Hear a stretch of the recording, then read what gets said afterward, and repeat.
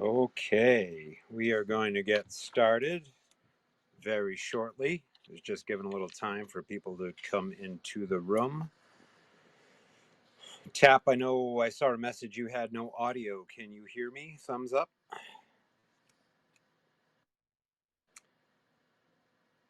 How about Web? Web, can you hear me? I can hear you. Awesome. So I've been throwing out mics left and right for people I recognize. Um, I know the gardeners community chat with all the multiple gardening spaces has a lot of people I've never met. So um, if somebody comes in and we don't know them, uh, Webb will probably just go over to their profile and make sure that they're good to go before passing out any microphones. This is recorded, so I'm going to jump right in. That way we don't have all that dead air at the beginning like we already have for 3 minutes. So without further ado, good evening and welcome to an all new Punchbowl Presents Garden and HomeCast from the Nelson Gardens. Today is August 15th, 2023, and we are on episode Dos Equis. That's right, our 20th episode. Continuous color all year, color period 8, August, September. We will pick up where we left off in episode 18 to focus on some items for a colorful landscape right now and into September. The Nelson Gardens Garden and Homecast is a member of the Punchbowl Network family of shows, which also includes Punchbowl Town Square with Bishop and the Jeffs every weekday morning starting at 8 a.m. Eastern. And be sure to check us out at thepunchbowl.space, Discord, and now on Spotify and Rumble. And as I saw this evening, now at least temporarily before they boot us off, we're on YouTube. Please follow your host and co-hosts, including the Punchbowl TM account. I see a couple in there.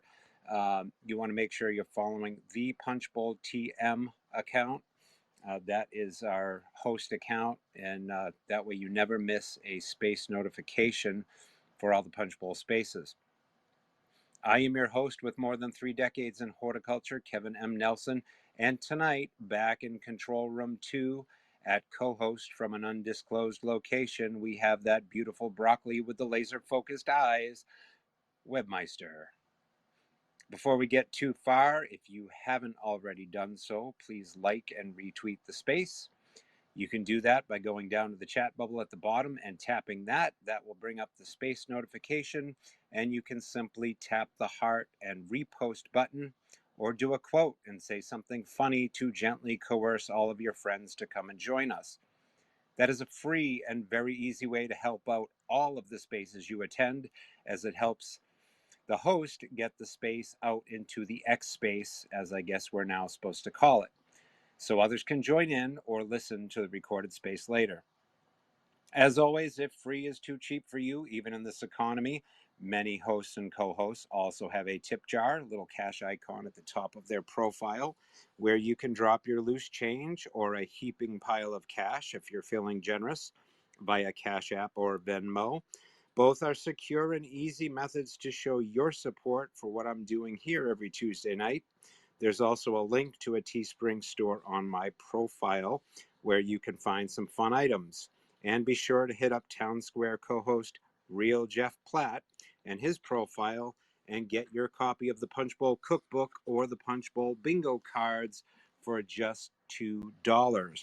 Also, Tap for Nerd down there. He is our IT genius in the Punchbowl. He's got a locals, so I think he's got the link to that right on his profile. So that one that looks like a red stormtrooper down there, tap on him, tap on tap, and consider joining his locals. You don't even have to do the paid subscription. If you just join and join his community, then that's very helpful in helping out his account. So please do that. Lastly, I wanted to let you know that the Punchbowl bingo cards and the cookbook are just $2. That is less than half the cost of a tall cup of bitter coffee. So make sure you check those out. Lastly, our weekly housekeeping. Make sure if you're going to dig or apply any fertilizers, pesticides, Any of that stuff, follow all the directions on the labeling and in accordance with federal, state, and local laws. Don't get sued. Check. Also, I know some of you may be joining us for the first time because you saw a cool graphic from Refo Madness about all the gardening and homesteading spaces available to you all week long, which I have shared up top. Thank you for coming in to check out my space. As you go to the different spaces, you'll notice that they all run a little differently. For this space, each episode will run about an hour or so, mostly in presentation format for the first 30 minutes. And the topic may be anything from growing ornamentals or vegetables to pests, taxonomy, propagation, or garden design. Then we open it up to questions and comments before we move to our new segment called Gardener's Community. That's your chance to bring other questions, ideas, or to share with the audience what successes or failures you may be experiencing in your garden this season. And then finally, we end the night with arguably the best part of the show, trivia, where I'll test your knowledge on this and previous episodes. Tonight's a little special. It's episode 20, so every question out of the 20 questions is going to correspond to that episode. Side note there, little tip for you so you can start scrolling through the thread and picking up on everything we've covered. So for the trivia, just so I get this out of the way, just try to be the first person to raise your hand after the full question has been asked and then give the right answer or the funniest, most ridiculous answer of the night. Nothing in the upper deck without approval, no locked or questionable accounts as speakers, and we will not be entertaining any breaking news unless someone or something is in imminent danger. Okay, are you ready? Let's turn those thumbs green. Continuous color all year. So as I go along, feel free, obviously, always feel free, because I can't see what you're doing, up in what used to be called the nest when there was a little Twitter bird, and now it is the X-hole or the upper deck, whichever you prefer to call it. I have posted some photos of some plants we will talk about tonight and some that I didn't even put in my notes. So I will try to run through those photos at some point and cover real quickly anything that is not in my notes. There's also that graphic that I mentioned for all the other gardening spaces. And I did invite those other hosts to come in, and during the gardeners community, they may take the opportunity to grab a mic and to do a little plug for their show that they have during the week. There's, gardening and homesteading spaces. I'm proud to be part of that community. I've already explained how this show runs, so we don't need to go any further on that, but you will see that. You will see the Excel sheets that I put together that's got some of the names and hardiness zones and the color periods. We went over in episode 18. I came up with 11 color periods. That may be a trivia question later. So that as we go through, when we talk about the first part of 1 month and the last part of another month, that corresponds to a number. So whatever the number is, that is the first month. So tonight we're talking color period 8. So we're talking August, September. And that works out perfectly because tonight is August 15th. So we're smack dab in the middle of the month. So there's the Excel sheet, there's photos, and then when we get into Gardener's Community, I can just show you what I picked today. That's also up there, today's harvest. As bad as the garden is doing, I am getting a little bit of produce out of it. So without further ado, continuous color all year. As we discussed in episode 18, having continuous color in the garden and landscape may not be a challenge if you're living somewhere that maintains warm or mild temperature for several months of the year. If you are in Florida, Texas, Southern California, or listening from the Mediterranean, welcome, my international friend, achieving year-round color is probably not an issue. For at least 2/3 of the upper United States, however, it does take some strategic planning and planting to get 12 months of color or winter interest in the yard. In episode 18, I promised to devote at least part of an episode each month to what can be in color that month. So tonight I'm going to focus on what I named color period 8, August and September. If you're taking notes, I divided the year into 8 to 11 periods with some overlap within each. I've assigned a number to each designated period.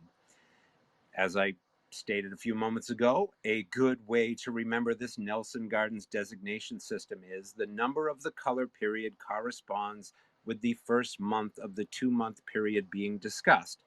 So that's why August, September, or late summer, early fall period is color period 8.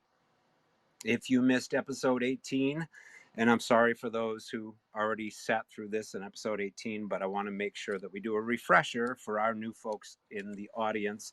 If you missed episode 18, 2 questions that might come up tonight, so I'll run through those again quickly.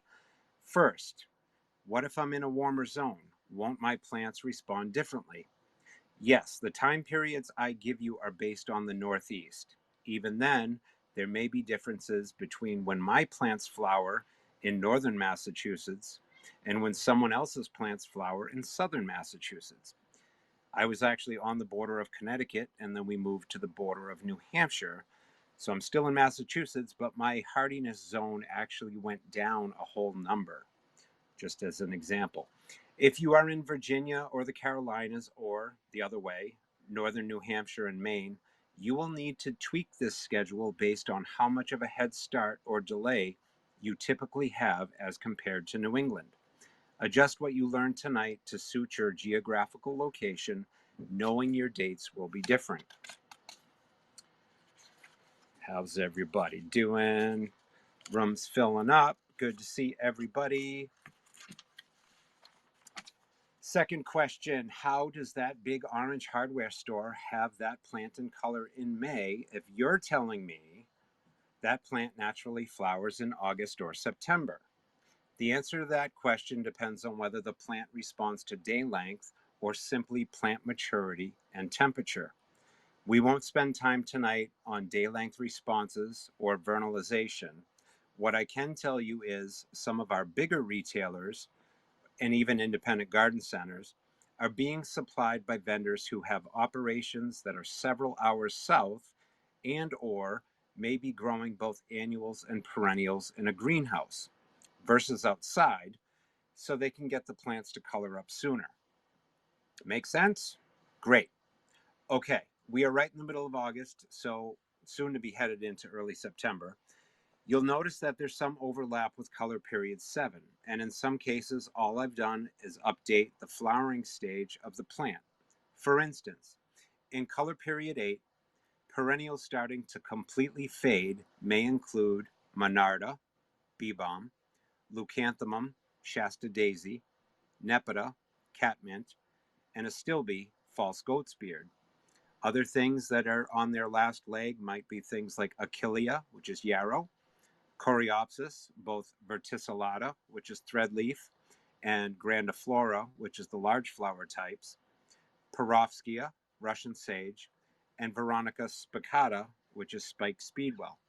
Remember, some of these items and more may bloom early if the weather is warmer, but in many cases can be cut back just below the flowers and will rebloom in just a few weeks.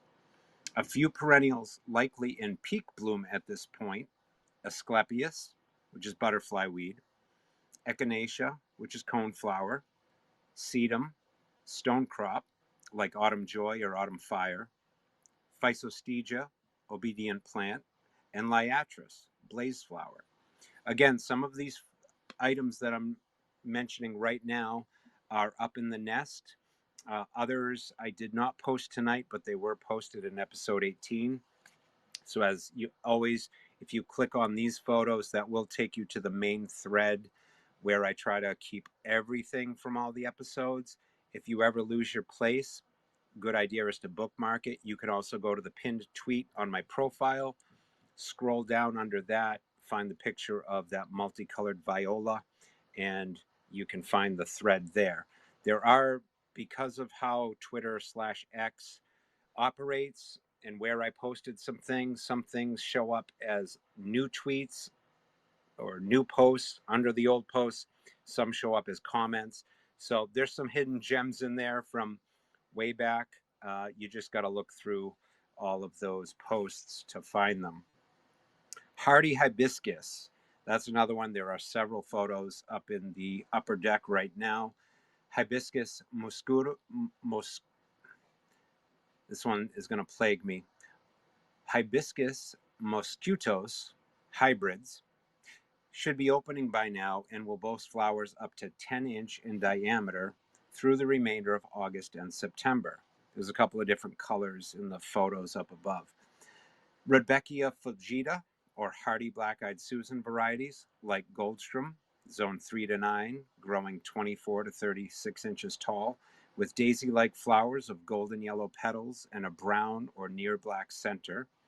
Or Rudbeckia Viette's Little Susie, which has similar flowers, but more narrow, thicker foliage and staying much shorter at 12 to 18 inches tall, should both be in the early to middle stages of their bloom period, which will taper off in September.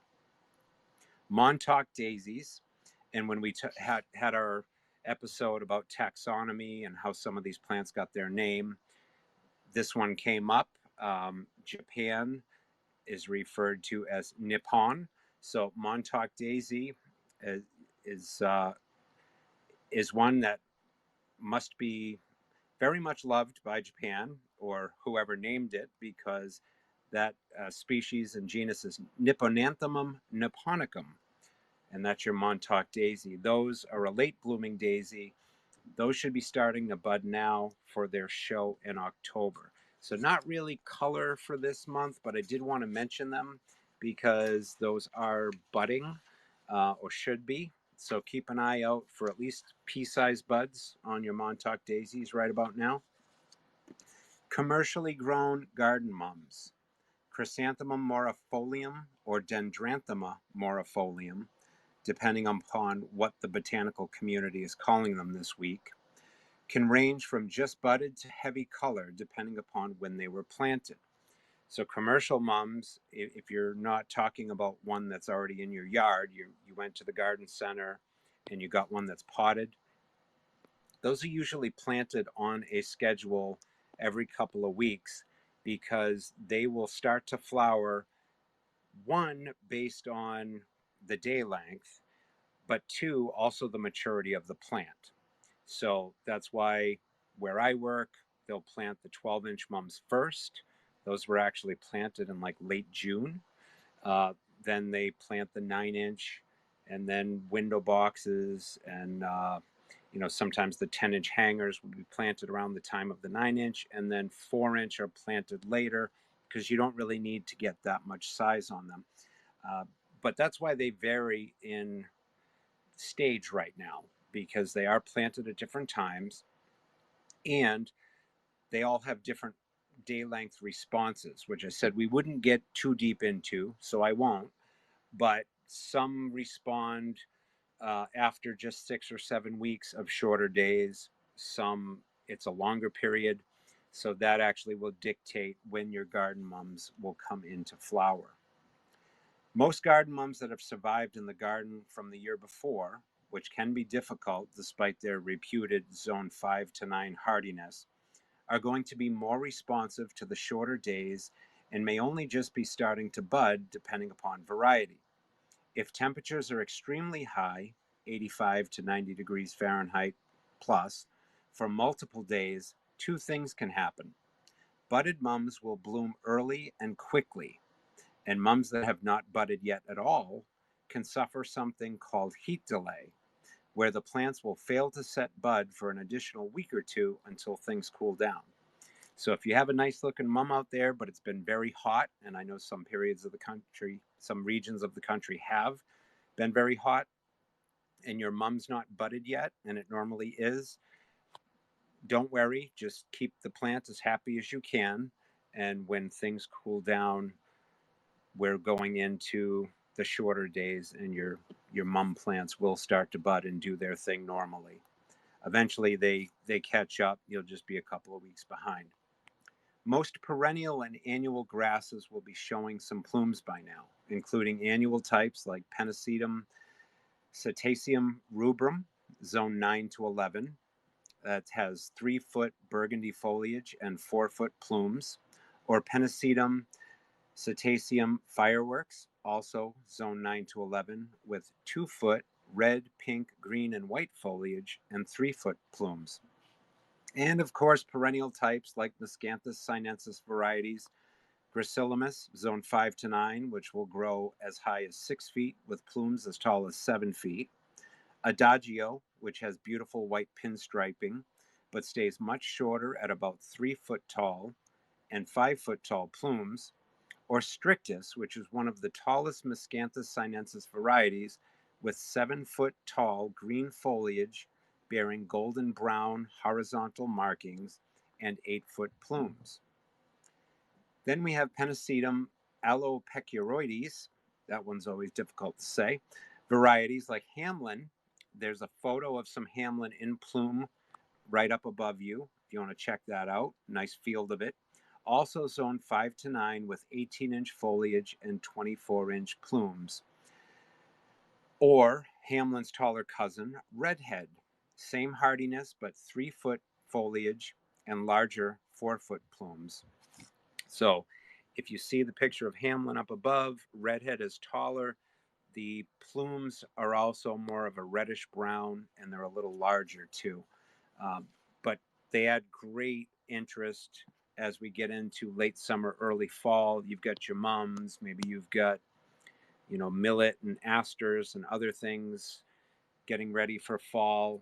Having these nice pluming grasses adds a nice touch. Even the plumes on full display this month will translate to seeds and winter interest in the garden months from now. So when we start to get into those more difficult periods of late fall, early winter, and we're trying to come up with things that add a little spice to the yard, these pluming grasses will still be out there, and their plumes and seed heads, a lot of them will still be lingering, and the birds will come and enjoy those.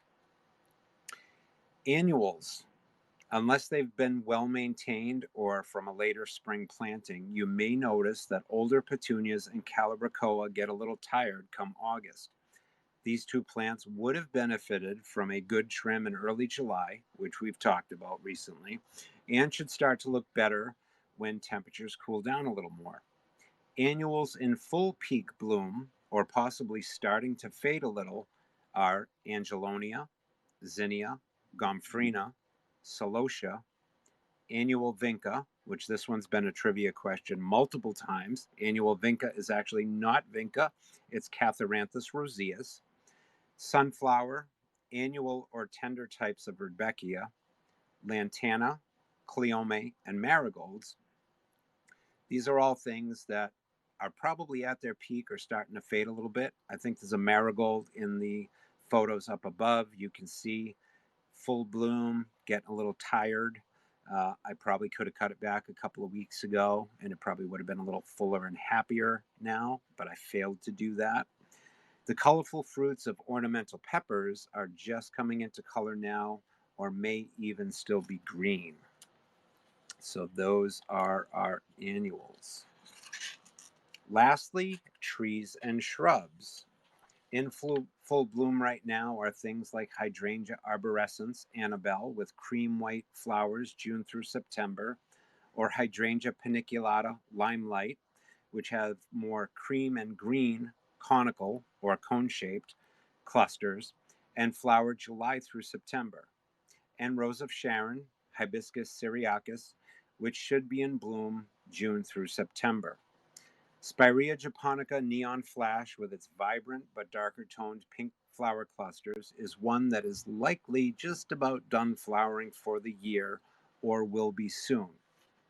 Remember, I'm going to keep using the notes from episode 18, and I took some better photos of those notes for the upper deck tonight. So if you zoom into those on those Excel grids there, they're actually more clear and easier to read than in episode 18 when I posted them, and they got a little blurry if you zoomed in. But you should be able to see those okay this evening. So I'm going to keep using those notes and, as we go along, I'll be adding the other color periods each month on what is relevant to that specific month. So there'll be more to come in September with color period 9. And I'm also working on getting some work done behind the scenes to come up with a concise and helpful PDF, which I hope to offer in my merch shop, kind of like the Punch Bowl has the cookbook and the bingo cards. I want to come up with some resources at a very low cost so that you can refer back. It probably will be electronic, much like the Punch Bowl cookbook, but you'll be able to download that and have that accessible and full screen instead of zooming in on little pictures up in the upper deck. So I'm working on that. I want to at least, I think what we've done here for episode 18 and 20 with the color periods so far, um, that's got a lot more juicy information as far as hardiness zone and colors and heights. I'll tweak it a little more, add some stuff to that. So that's something that I hope to offer soon. And then I also want to do a best of, we're now on episode 20, and we've covered a lot of stuff in 20 weeks. We've even had a week off here and there. So I want to work on that and get that to those who are interested very soon. I did run through that fairly quickly. It was just about a half an hour, so we're doing excellent on time. Before we get into Gardeners Community, and I invite our other garden community hosts to come up during that time and to plug their spaces, I did want to spend just a quick minute on some of the photos up in the upper deck, what we used to call the nest, just because some of those plants were not covered in that very quick presentation that I just did. So starting all the way over to the right, right after the spaces announcement, you'll see a photo of some Pennisetum Hamlin in full plume. And then you'll see an allium, which if you remember in episode 18, I said, oh, most of those will just be done by July.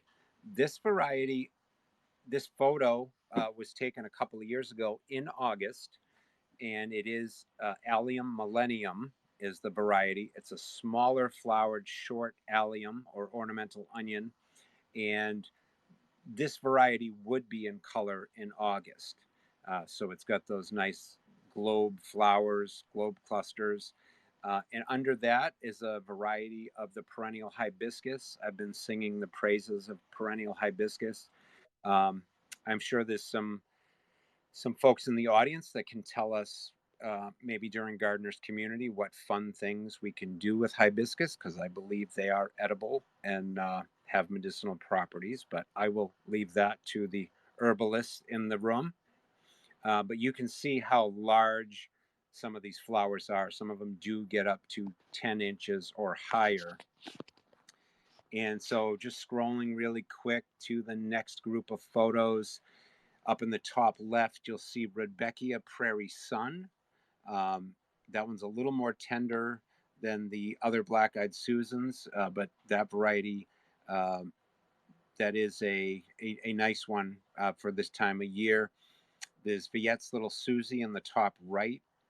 You'll notice kind of some thicker green sepals under those petals. The foliage of Viette's Little Susie, as I mentioned, is a little more narrow than the Goldstrom, and it's a thicker leaf. And these are much shorter plants than the Goldstrom. Also, sunflower, so that's an annual. This sunflower is actually a hybrid. It may even be a sterile one, so sorry to tease the bees. But some of the commercial ones, and again, we don't want to confuse hybrid with genetically modified. Um, those are two separate conversations. But some of these that have been developed are sterile. Um, this one here, I believe, is Sensation Lemon, I believe is the variety. It's a little more yellowy than gold as some of the other sunflowers. And you'll see a garden mum with a katydid in the bottom right hand corner. That's just a pink garden mum, which we did talk about some garden mums tonight. And moving right along real quick, we've got my ugly marigolds top right. I mean, they're not that ugly, but they're open. You can see the old flowers. Any of the photos I took tonight was in the rain because, once again, it's raining at my house. Yay.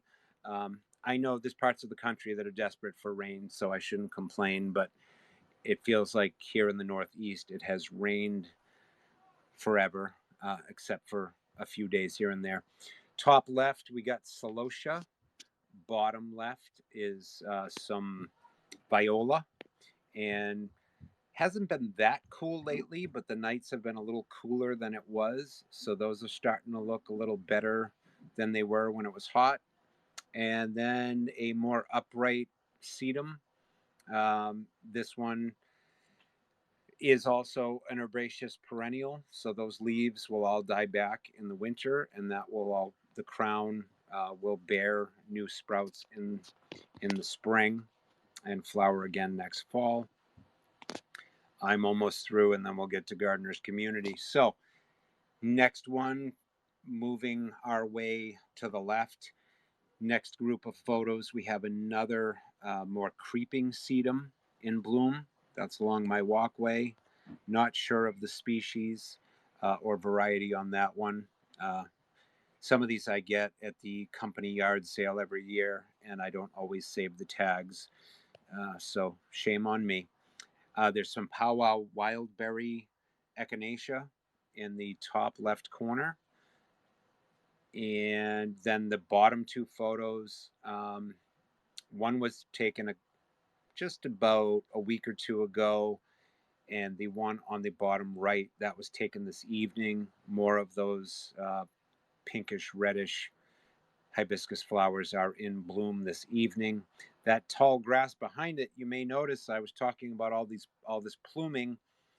I think because we got such a later start to the season, that's why there's a delay in that nice tall grass pluming. To give you an idea, that white fence in the background is about 4 feet tall. So I'm guessing that might be Gracilis that I have planted there near the hibiscus, but that's actually the biggest it's gotten since I planted it. So it's not pluming yet, but it's happy, which is good. And those are the photos. I will hold off on bragging about my 3 bowls of vegetables till we get to some other people for Gardener's Community. So, how this works is this is a little segment that we do. And, oh, I'm sorry to keep you waiting, Apothecary. Been requesting all that time. So while Apothecary is connecting, oh, she is connected now. We are entering our Gardener's Community time. Or if anyone has any questions about the short presentation that I had, feel free. But this is the time to come up, talk about your garden experiences, questions. And again, I did invite some of the other hosts to come and plug what they're doing for their garden shows. And with that, I do have two hands, and I'm going to go ladies first to Apothecary. Good evening. Hi, good evening. My garden. Okay, this is Texas. It is really hot. My garden, the okra is thriving. I'm getting lots of great okra. The cucumbers are beginning to wane, suffering a bit. Tomatoes are done. I mean, they are really dead. But I've got some herbs that are still hanging in there. Yeah, not the best gardening time, August in Texas, but I'm planning my fall garden. And so the planning to me is part of the fun of gardening is deciding what I'm going to plant and where I'm going to put it this year. Because I don't like putting things the same place every year. But my gardening is all about growing food. I used to have gorgeous landscaping, garden, a whole acre of just beauty. And that's all I looked for was beauty. Didn't look for, herbal, medicinal, edible. And I don't do that anymore. If I can't, I mean, if it's not medicinal or going to feed me, I don't put any time, attention, or energy into it anymore. But you did ask about hibiscus medicinal properties. And yes, they are absolutely gorgeous. They do very well in Texas as long as you keep enough water on them. So some of the health benefits really quick. It can actually, there's been research, and 90% of the participants in this research study, it found that it actually lowered their LDL cholesterol and triglycerides, which are the bad kinds, and increased their HDL cholesterol, which is the good kind. So that's good. It can have a positive effect there. Lots of antioxidants, very high in vitamin C. So whenever you hear antioxidants, um, that takes care of all these free radicals that speed up the aging process. Um, Free radicals also are associated with diseases like cancer and dementia, and diabetes and heart disease, and lots of others. So keeping those free radicals down is important, and hibiscus tea can do that. You can also make it into a powder if you dry it and pulverize it. You can sprinkle that in your smoothies or whatever. But I love the tea. I love how it tastes. It can also have a very positive impact on blood pressure, keeping that at bay. Um, and again, there's actually studies showing this. It can help with weight loss. They say that sipping the hibiscus tea, I think it was like between 3 and 6 months, something like that, but could help people lower their body weight and cut down on visceral fat. So that's good if you've got something delicious to help you with that. And of course, because it's got tons of vitamin C, it helps with your immune system, staving off colds and flu. And we're not too worried about that right now. But the flu season, cold and flu season, is going to slide in here before we know it. So that's always happy. It can help manage blood sugars, keeping those glucose levels moderated as long as you're eating correctly, of course. I mean, nothing's going to help your blood sugars if you're going to pack on the sweets. And it helps with liver health. It can be good fighting bacteria. I mentioned the immune system. Has a lot of vitamins, not just C, but it also has vitamin K, which helps with bone metabolism and blood clotting. But then also the minerals, of, especially copper and potassium, and it's a good source of iron. It helps with the hemoglobin in the blood, which carries the oxygen around. So that's good. And I think part of the reason it helps with weight loss is because it can help lower cravings and help with digestion. Also, it can help ease kidney stones. So these are just some of the great benefits of hibiscus tea. And they say really you want to keep it to about 3 to 6 cups a day at the most. If you are taking blood pressure medicine or diabetes medicine, it can interfere with that or drive your numbers too low. So you really have to be careful there. And I just love it. I was raised on it. My mother had tons of hibiscus. We had giant hibiscus bushes. I was raised in the tropics, and mother would bring it in, and she would make various types of drinks, including hibiscus tea. So I loved hearing about that. And your deeper, darker, richer flower colors are the ones that are going to give you the most benefit. So that's all I had for now. That's it. Thanks. So, a couple of questions to put you on the spot before we go to Cowboy. Uh, so, as somebody with high cholesterol, I certainly want to try the hibiscus tea. Do you know, is there a difference between the shiny leafed tropical hibiscus and the perennial hibiscus? So that's my first question. Second question, if I were to go out there and pluck off a flower, would I take a whole flower and just kind of cut it up and steep that for a couple of minutes in hot water? So that's my second question. And my third question is, when is your show? Because I know you're part of this gardening and homesteading space community. So I want to make sure that you mention that as well. Okay, well, your first question, yeah, I don't really know which one. There's one kind, I believe it's called like Aduna hibiscus. Are you familiar with that one? That one is the one that I hear about the most often with the medicinal benefits, and Anduna, something like that. I'm not familiar with that. I'd have to check what the species is on that shiny leafed tropical ones that you see, growing in yards around Florida. The ones up here, it is in the genus Hibiscus, but a much different leaf. It's a more matte leaf, more like almost looks like maple leaves. Yeah. They all have medicinal and nutritional value, but I'll let Apothecary finish. But I can actually speak on that some.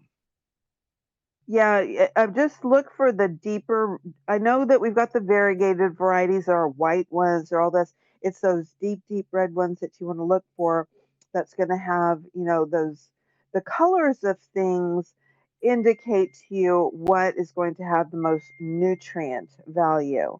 So the deeper your colors of any vegetable, the more nutrients you can expect to be present. So you want that, get those deep reds, and I think that's why the Aduna variety is so popular with the herbalists, is because it's got that deep, dark, rich red color. But I don't know. I haven't ever like measured out how much vitamin C in each one, so that's my take on it. And second question, and then I'll free up so Cowboy can jump in. My space is and has always been for over 2 years now, Sunday mornings, 9 a.m. Central. That's going to be 10 on the East Coast, 7 on the West Coast. And every Sunday, it's got to be something about holistic health. So mind, body, spirit.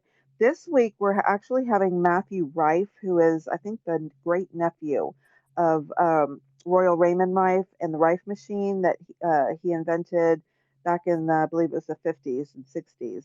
He was using these for various disease states. Mostly his research was on curing cancer and tuberculosis, and he had a pretty interesting level of success with that, y'all. So we're going to get Matthew on this Sunday to talk about he's continuing his uncle's work. All right, that's what I've got. Thank you. Thank you, Carol. Appreciate it very much. I'm going to go to Cowboy only because he did have his hand up previously, and then we will go over to Jen. Cowboy, what do you got this evening? Hey, so on the hibiscus, there are several cultivators of hibiscus. There's the dinner plate hibiscus is what's commonly referred to, the variety you're talking about. There's a swamp hibiscus that's native to the southeast, actually. Then you have your tropical hibiscus.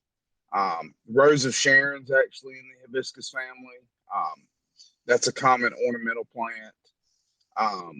And then also okra. Little known fact: okra is actually in the hibiscus family. Very similar looking leaves, very pretty yellow flower with a brown throat. And with all the hibiscuses, the roots have nutritional and medicinal value. Leaves have nutritional and medicinal value, as do the flowers.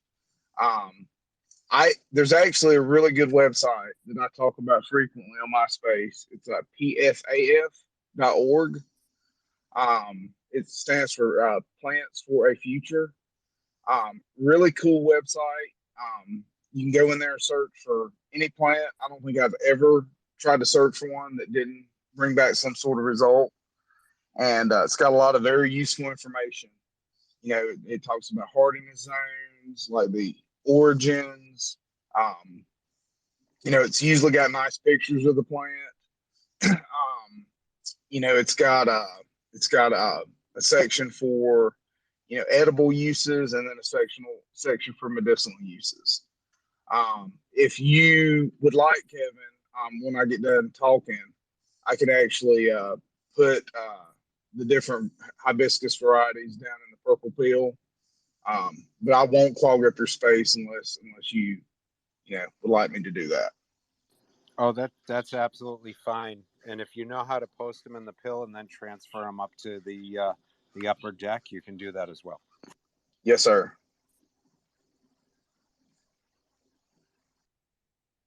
And Cowboy, before we go to Jen, when are your spaces? So I have a crew of people that help me with these.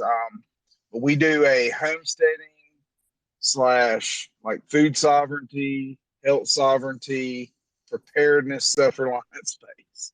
I know it's a lengthy description, but I really don't know how else to describe it. We hit on a number of topics, but they pretty much all kind of center around being more self-reliant. Trying to get off government dependency, taking your sovereignties back. But we do those Monday at 12:30 Eastern time, 12:30 p.m.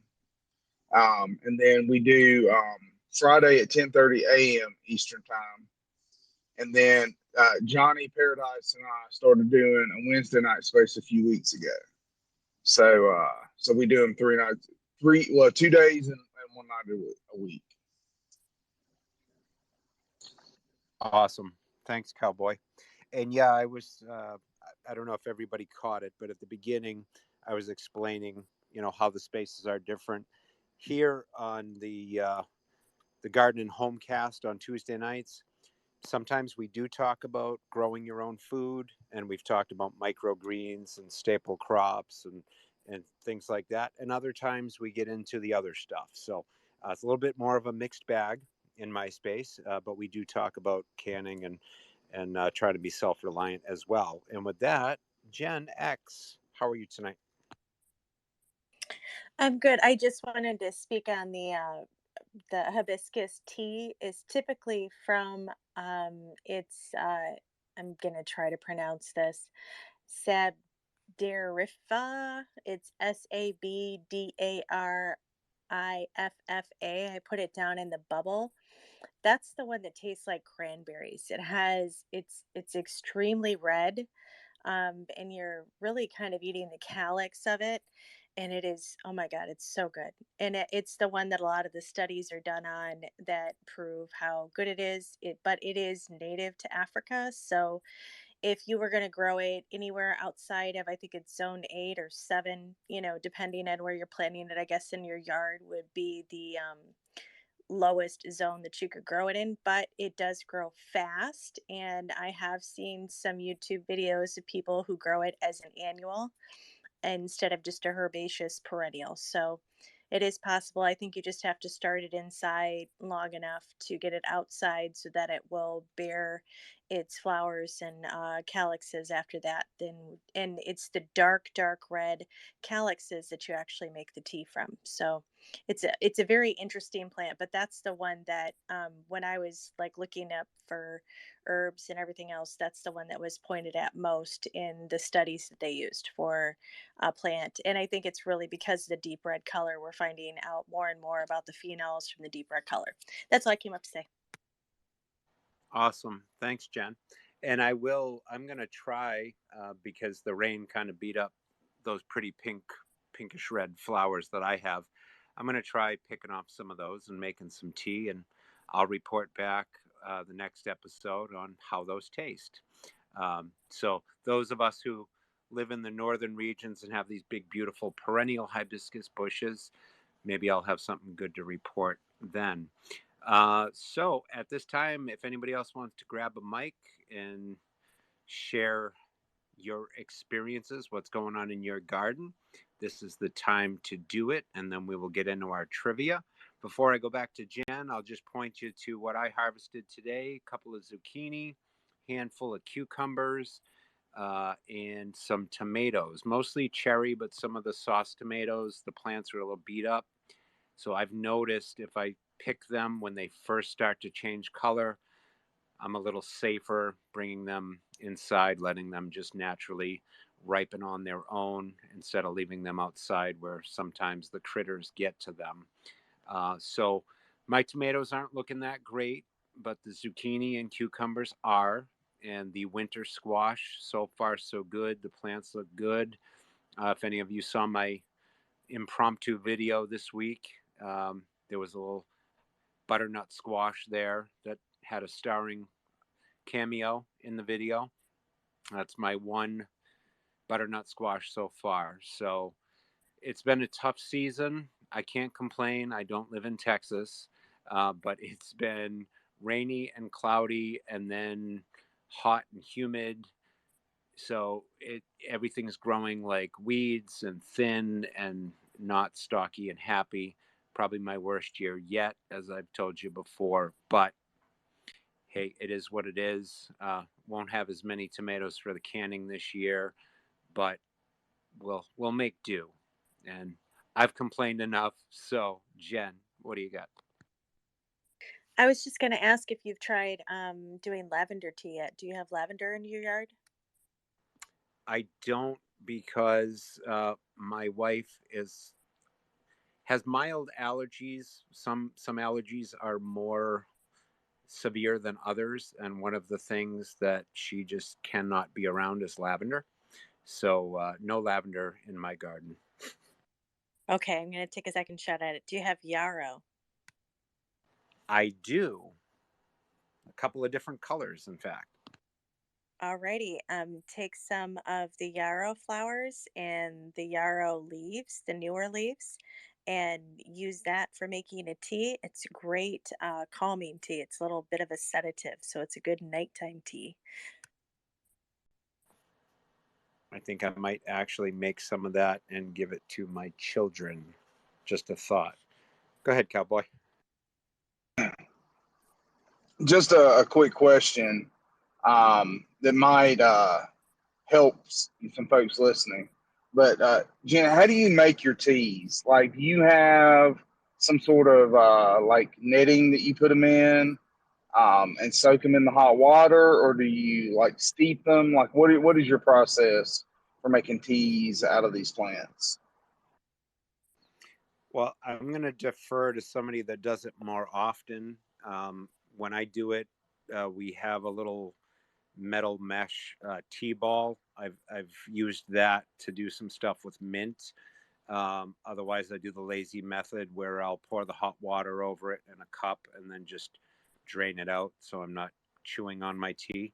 Not a huge tea drinker, but if Jen or anybody else wants to chime in on this, by all means.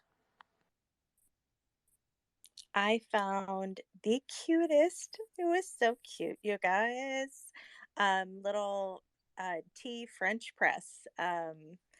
When I went to the thrift store, it's glass and it's just a perfect size for a big mug of tea or two smaller mugs of tea, like teacups. And I have another big French press that I use depending on how much tea I'm making, whether I'm going to drink it cold or drink it hot. And the other way is I put it in a big glass measuring cup, and then when I pour it out, I just have a little hand strainer that I use for it.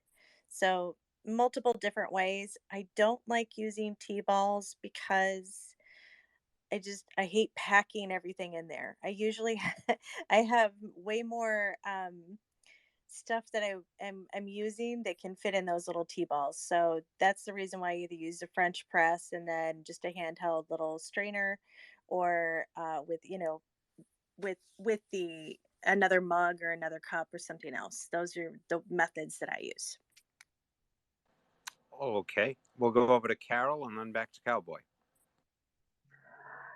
So another way to do it, and this is the lazy man's way, is just use a coffee maker. You know, the kind with the carafe and the little paper coffee filter, and you put it in the little basket and put your tea leaves in there. Now when you do that, you're going to make a large amount of tea, or you can make a small amount. I mean, it's just whatever you decide to put in there.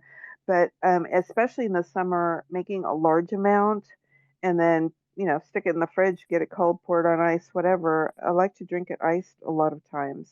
But yeah, and if I'm in the wintertime, what I'll usually do is put my tea in the cup, the tea leaves and flowers, whatever I'm going to put, and then I just pour the hot water over that and let it steep in there, and then strain it out.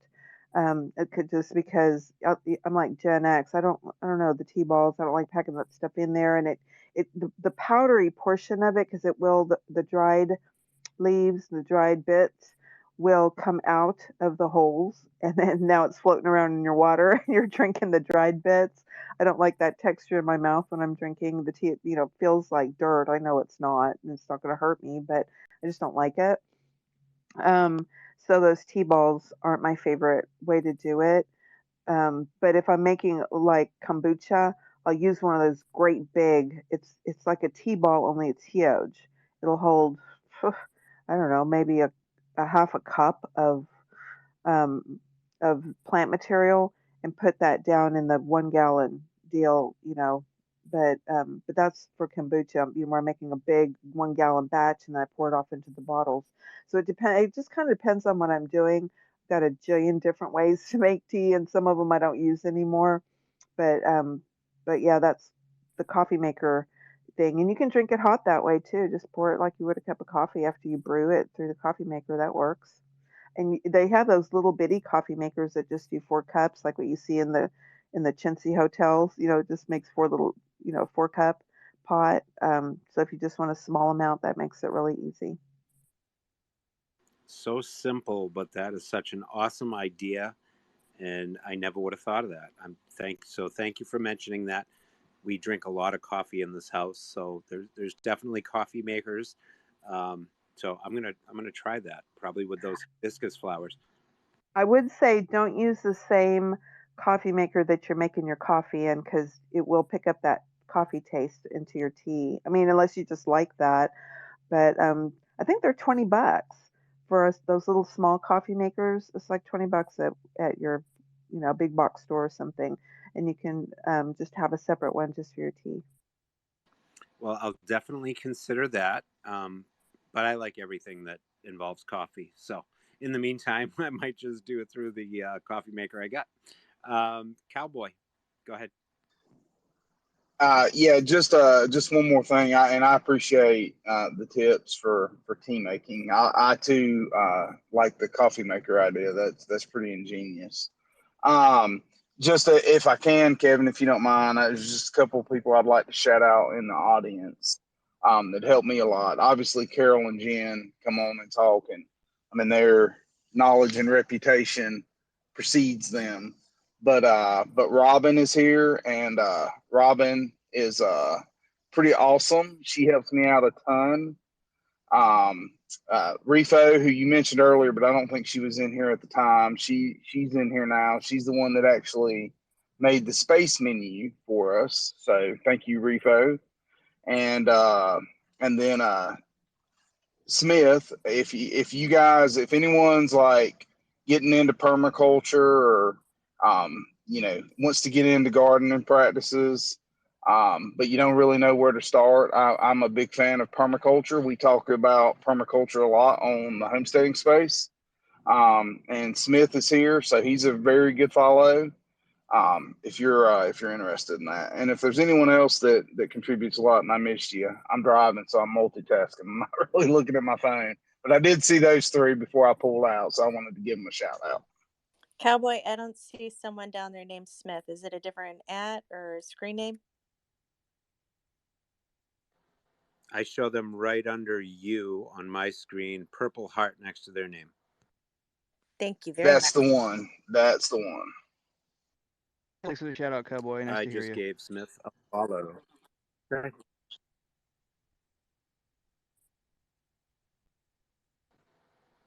I didn't mean to interrupt you, Smith. Sorry. No, it's fine. I wasn't. I was just saying hi. Yeah, I am. I am in Canada again, and it's a relief to be across the border again because I didn't know if I'd get through, but I did. And I'm actually, interestingly, this is my first on-site consultant in Canada for permaculture. So he's from, well, he used to, because we have purple people, it's mental health primarily, but, anything that's good for mental health, poetry, gardening, we have a book club, we have a comedy show, stuff like that. But he's listening to the gardening space and,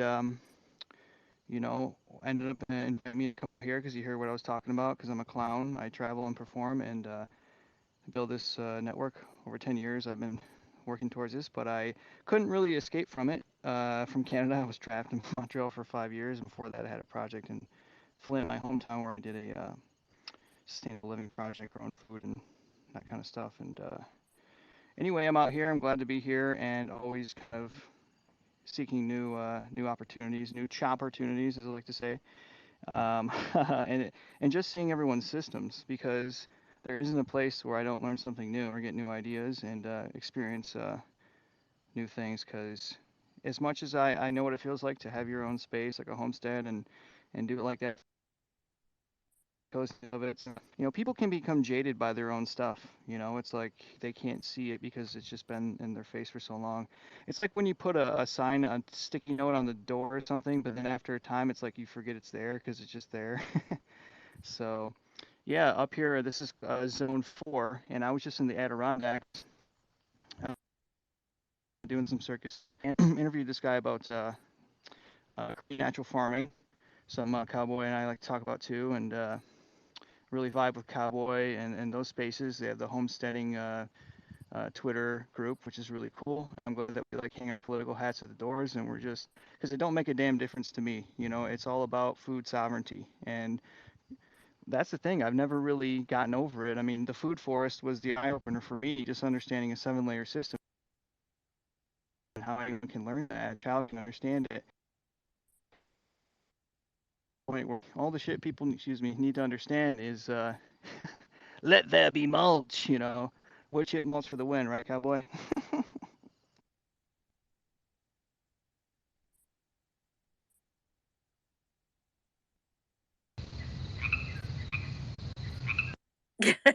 Sorry, I had to cricket myself. I like seeing that I already was. I know. I like to see that I was already following you. So I was already following all the people you suggested. I like that. Well, thanks for joining us tonight, Smith, and everybody in the audience, all those people that were given the shout out. And I see some other faces. I can't possibly name them all, but we got Jeff and Jeff from Punchbowl Town Square in the audience. We got Samuel. We've got Sharon, Annie. Oh, so many. I have to jump in. Oh, Bree, my friend. Sorry, I can't skip you. Steph, Ultra, so many. I'm not gonna stop and name everybody because we got to get to trivia. But thank you all for joining tonight. I appreciate it. We're here every Tuesday night at 7:30 p.m. Eastern. And as I just alluded to, this is the fun part where we do trivia. Now, sometimes with the trivia, I'll ask questions that you don't even have to have been to one of my spaces to answer if you know your plants. But tonight, because it is episode 20, the big 2X, I am going to ask a question from each of the last 20 episodes. And it may be helpful if you attended any of those.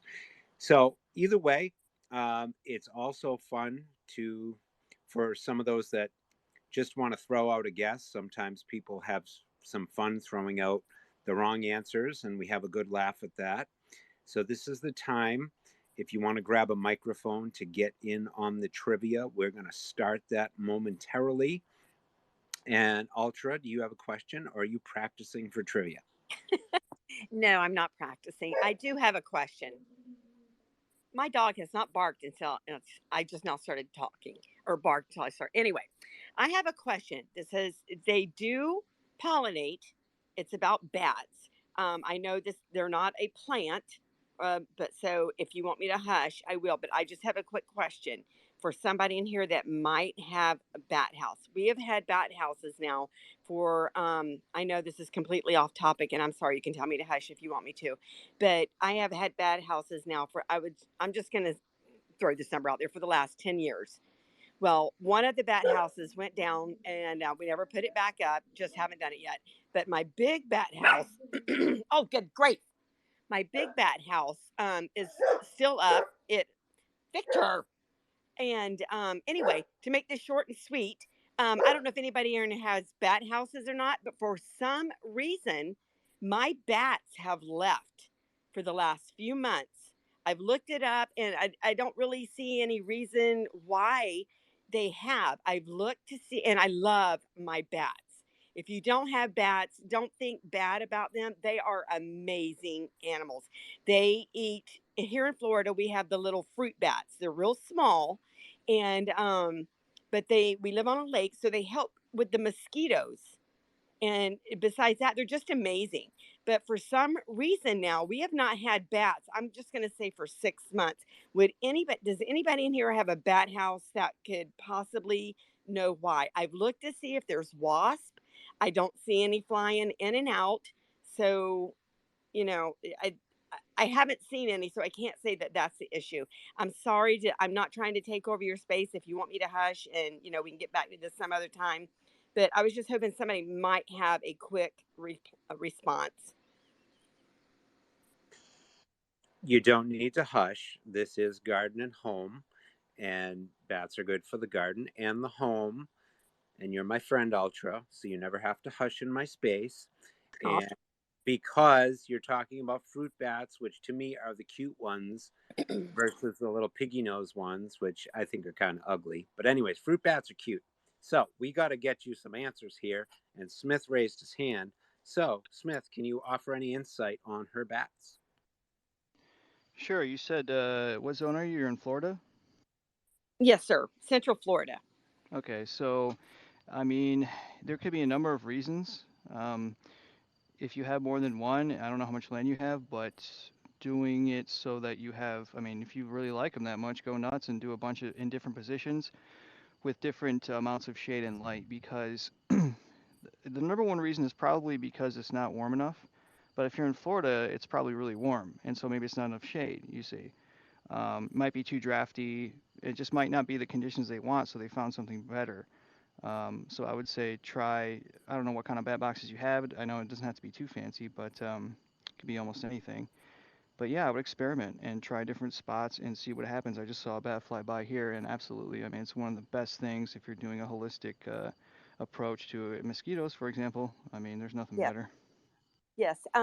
Well, they've lived in this bat house. Now, I'm going to say this one that we have, our big one. A friend of mine built it, and they are 4 bats. It actually has a little nursery on the top. They do have one pup a year, each, female. And, but it's out in the sun. We were told to leave it out there, especially for in the wintertime. Even though this is Central Florida, we still will get down below freezing. And believe it or not, and it breaks my heart every winter we always have at least 2 or 3 for whatever the reason do not make it back into the bat house, and I will find them in the yard. And but it and we were told, What do you mean by in the yard? yeah, that, well, it's in our backyard.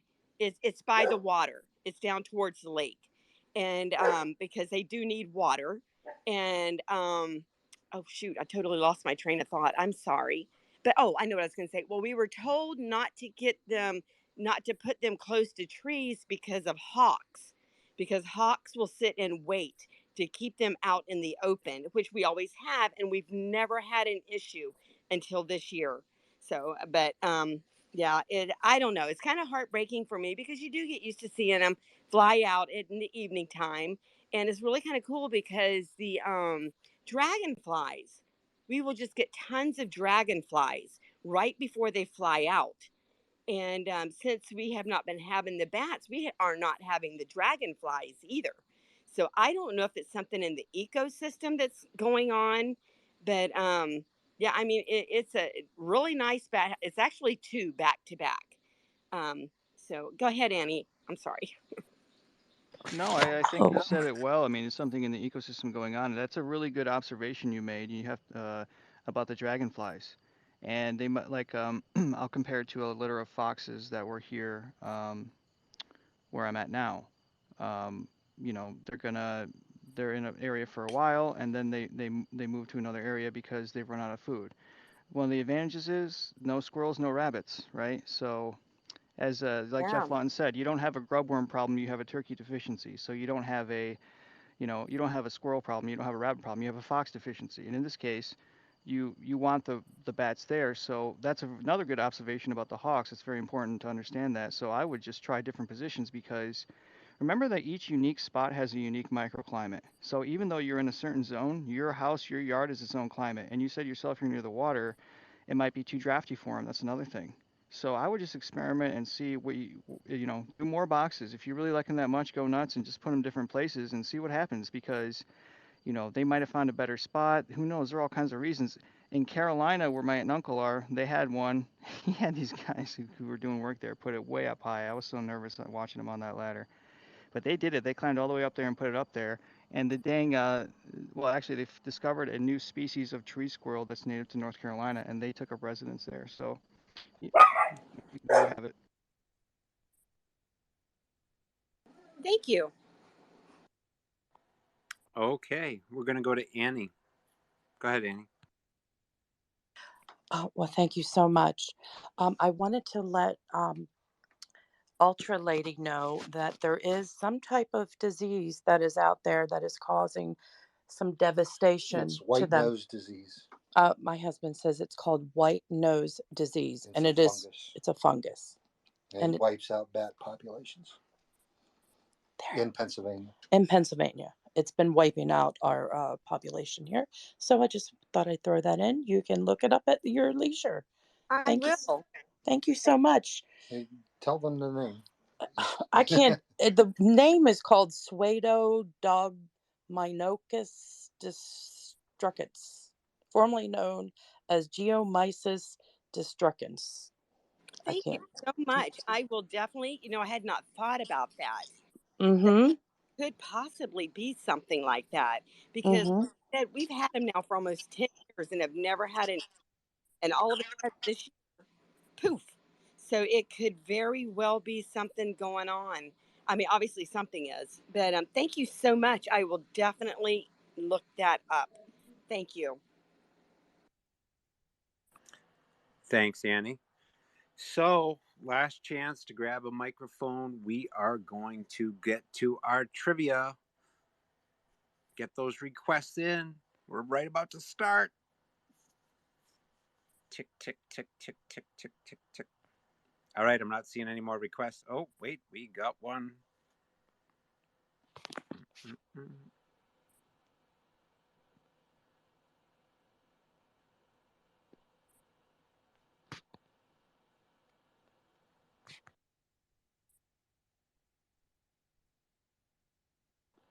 All right. All right, RC, I don't know you, so I'm going to take a chance on you. Don't make a fool of me. Don't, All right, make me proud. I'm going to do my best. Okay. Go ahead, Webb. I'm just warming up. Oh, okay. Yeah, Webb does that every week. Warms up his trivia hand. Okay, well, warm-up's complete. We're ready to go. If we get any last entries, throw in your requests. We'll try to get you approved before we get too far. But we are going to start. So, trivia, 20 questions. Starting with question 1 from episode 1, types of gardening. I named 4 types of gardening or growing. Name 2. Hydroponic. Oh, Kevin, we might need a rule recap. Okay, so RCW, here are the rules. I'm going to give you the rules, and I'm going to give you a little tip. So, if you weren't here for the episode and you want to throw out a guess, that is perfectly fine. We love guesses. But each question, the answer I'm looking for was what was discussed in that episode. So, for example, hydroponics would be a great answer, except that wasn't one of the types of growing or gardening that I talked about in episode 1. The rule, just to as a refresher, after I ask the question, sometimes I'll say go, sometimes there's an awkward pause. That's the time to raise your hand. I look for who raised their hand first, and then I will call on that person. If we get a ton of hands and it gets to chaos, then we'll just use the honor system. So, please throw those hands up like you would to raise your hand to speak in any other space, and then I will call on whoever goes first. Any other guesses on 2 of the 4 types of gardening discussed in episode 1? That was over 20 weeks ago.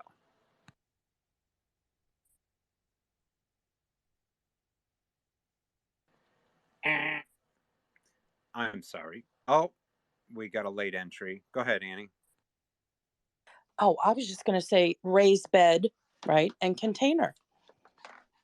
That is 2 out of the 4, so Annie gets a point. We talked about greenhouses, ground, raised beds, and containers.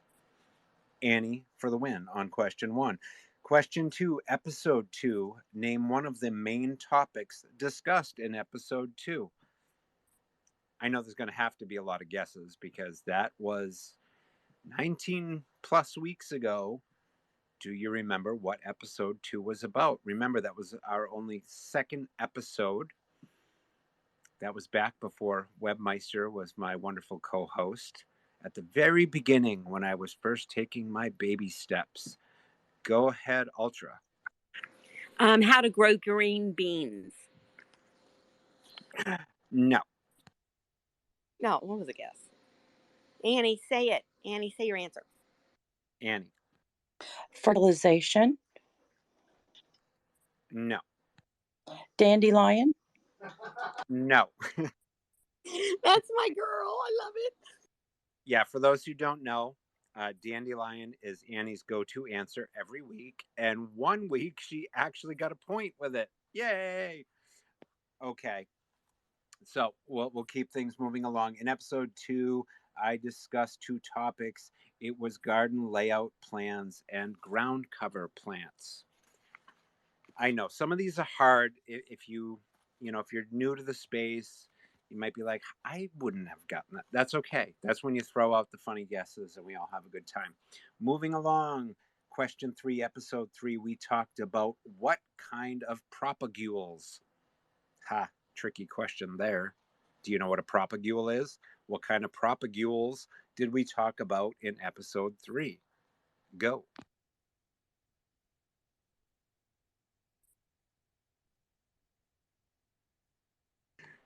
Gen X.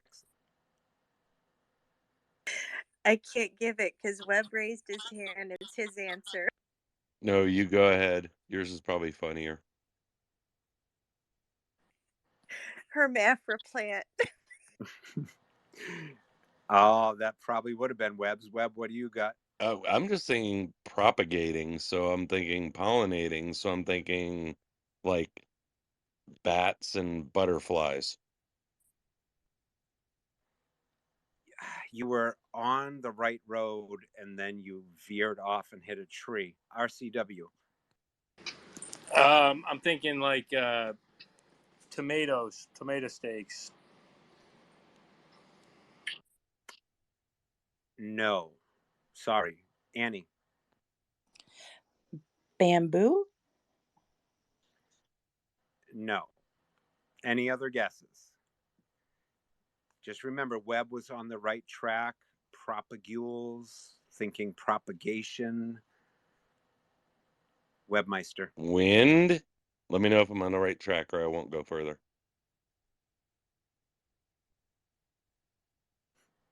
No. Gen X. Rhizomes.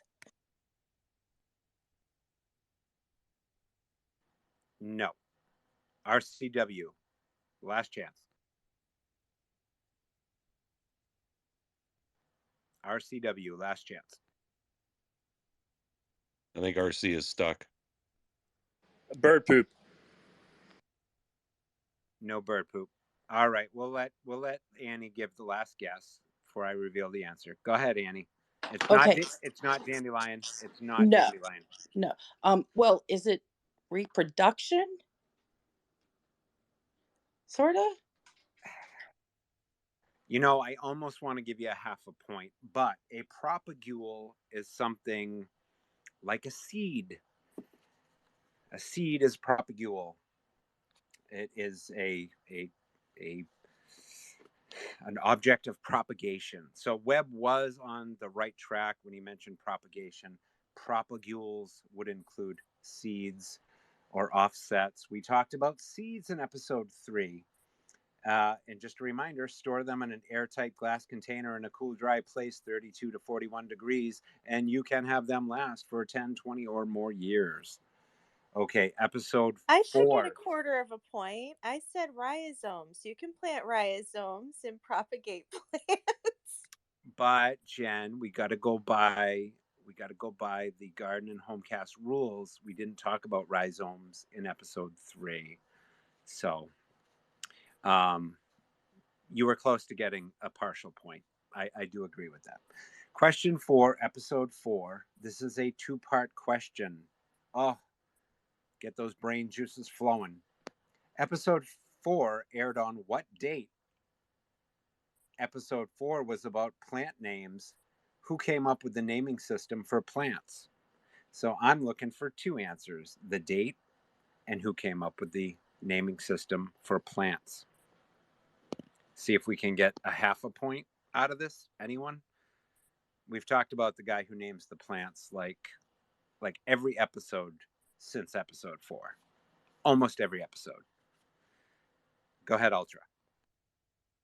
He has a name that is really hard to pronounce. It's kind of long. I can't remember it, but I know he has a really hard name to pronounce. And he was born like a billion years ago. Does that count? You are so close, but I'm sorry, I cannot give you any points for that.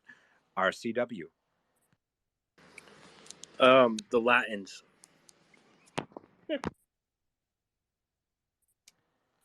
In the right ballpark, but no. Steph. I have written down Carl Linnaeus. Yes, so Steph gets half of the 1 point being offered for question 4. Do you happen to know what date episode 4 ran on? We'll give Steph a chance to get the other half of the point before we go to the other hands. December 20th? I don't know. No, sorry, but you do get that half a point for Carl Linnaeus, who did all of this when he was 28 years old back in 1735. For those taking notes, I hope that's all of you, because this these are going to be trivia questions again. Go ahead, Annie. Was it March 7th? So close, almost, kind of, sort of, but no. Webmeister. Oh, I thought it was April 4th.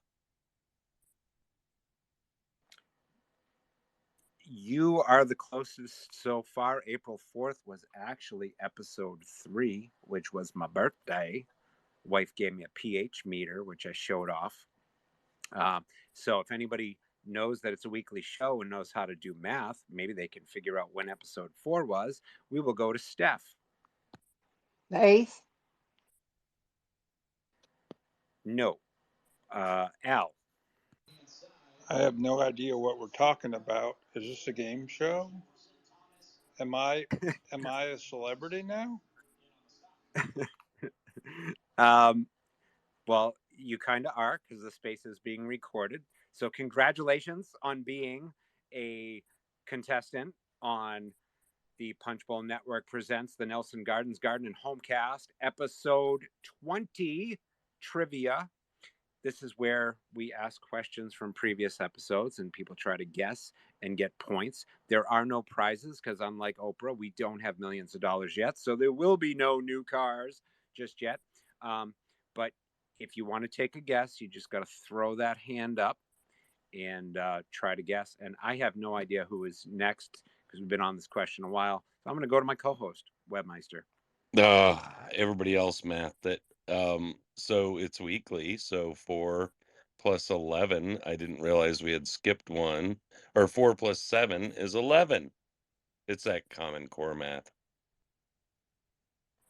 Yes, Webmeister is correct. The rest of you can rest those hands for a moment till we get to the next question. That's right. That's right.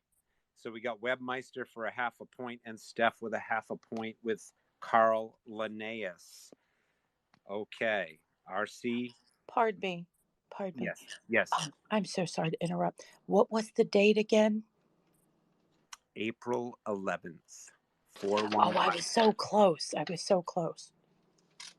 That's 411 was when I brought the 411 on plant names. That's the info. Boom. What's up now? Webmeister. Yeah, can we do a 3/4, 1/4 split on those points? Because what was that? I don't even remember that guy's name now, and it's been said 4 times. Yes, we will gladly give Steph 3/4 of a point and Webmeister 1/4 of a point for Carl Linnaeus. Again, if you're taking notes, 1735, he decided he was going to travel the world and name all the living organisms. And he came up with kingdom and phylum and family and order and genus and species and all that. The dude was 28 and he was obviously even more of a nerd than me, believe it or not. So, yes, Steph with 3/4 of a point. We're moving on to question 5, episode 5. I talked about perennials that are sold with labels that say grow as annual. I gave 2 examples of plants like this, one that can be grown as a house plant and one that is a perennial in Mexico where it grows naturally as a flowering shrub. Name one of these 2 plants. Al. Palm tree. Palm tree is incorrect. RC. Agave. I'm sorry, that is incorrect. Gen X. Poinsettia. No, but while we're talking about poinsettias, because you brought it up, and I may do this as a trivia question now because it came up in trivia, and now I'm going to tell you about it. Poinsettias were named for Joel Poinsett, who was an ambassador from the United States to Mexico. And in 1995, it was the #1 retail flowering plant in the United States. So remember all that juicy information because I may ask again. Steph. I was going to say rosemary bush. No, but that's a good one that would be an annual up in the Northeast, but a perennial shrub in the Mediterranean. I don't know who is next, Ultra or Annie. I know you ladies are both honest, so if either of you know, tell us. Go ahead, Annie. I'll go next. Sambucus nigra. No. I had to think about that. No. Sorry, Annie. Ultra. Was it nightshade? It was something like that, and I didn't write it down because I'm too lazy. Survey says. Sorry, Oh. Ultra. All right, we're going to give Al one more chance to guess, and then I will reveal the answers from episode 5. Get on the edge of your seat. Go ahead. Cannabis. What kind of show you think I'm running now? No, it was not cannabis. So in episode 5, we talked about some plants that are grown as annuals, but they are perennials if treated the right way. We talked about lantana. In its natural environment in Mexico, lantana is a woody flowering shrub.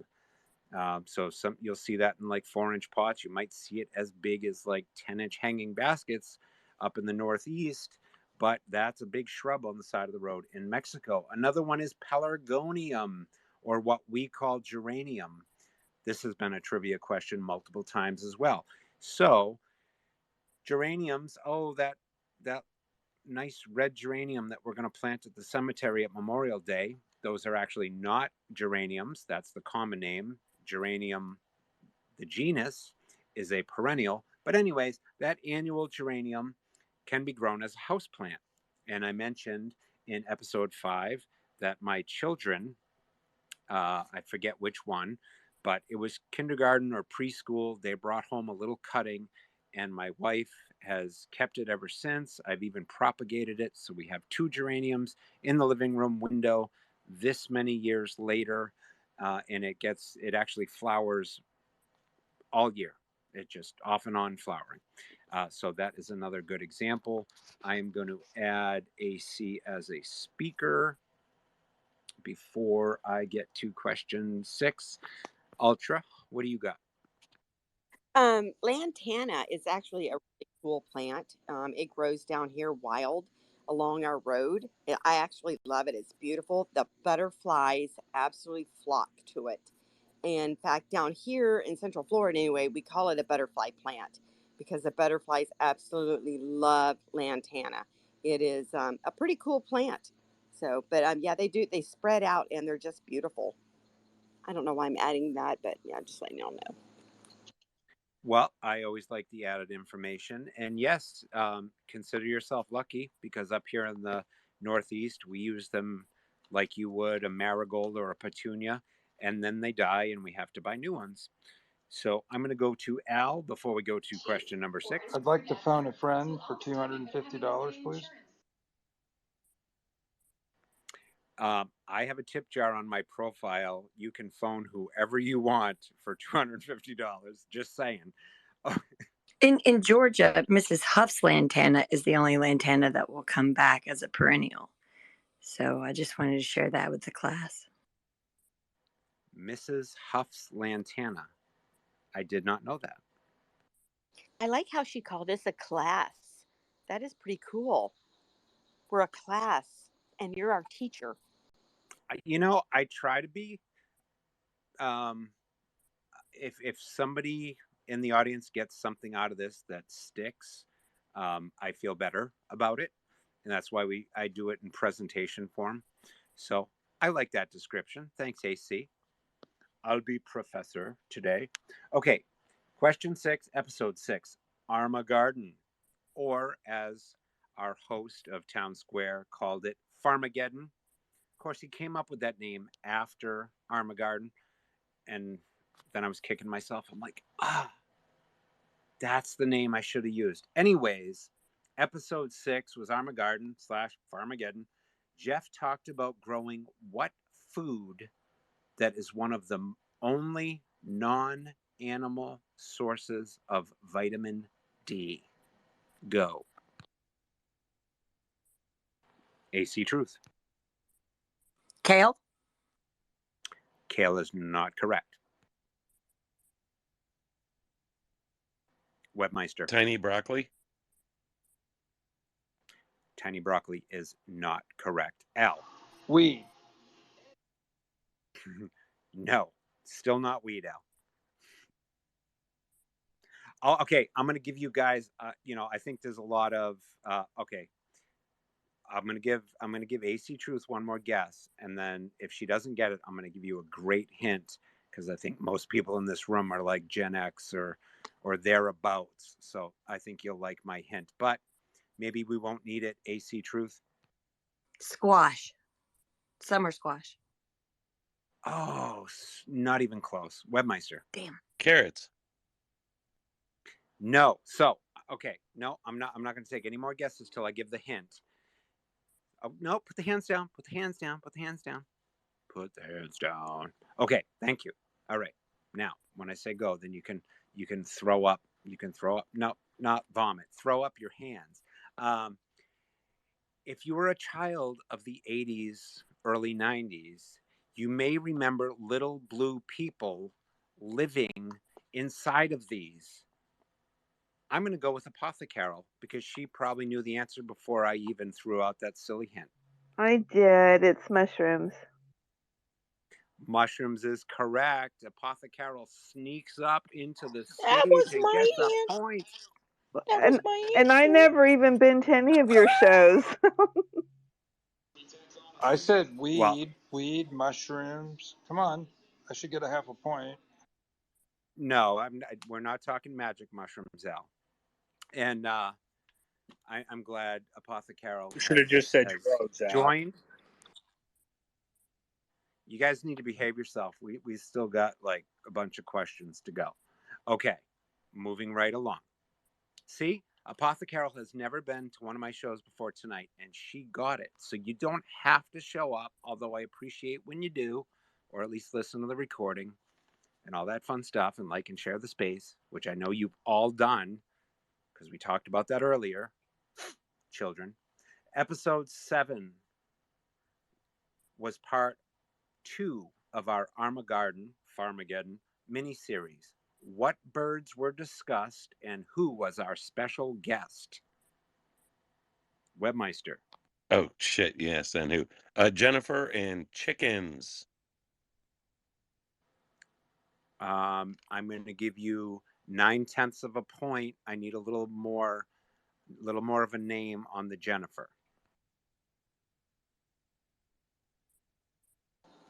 Jennifer Aniston?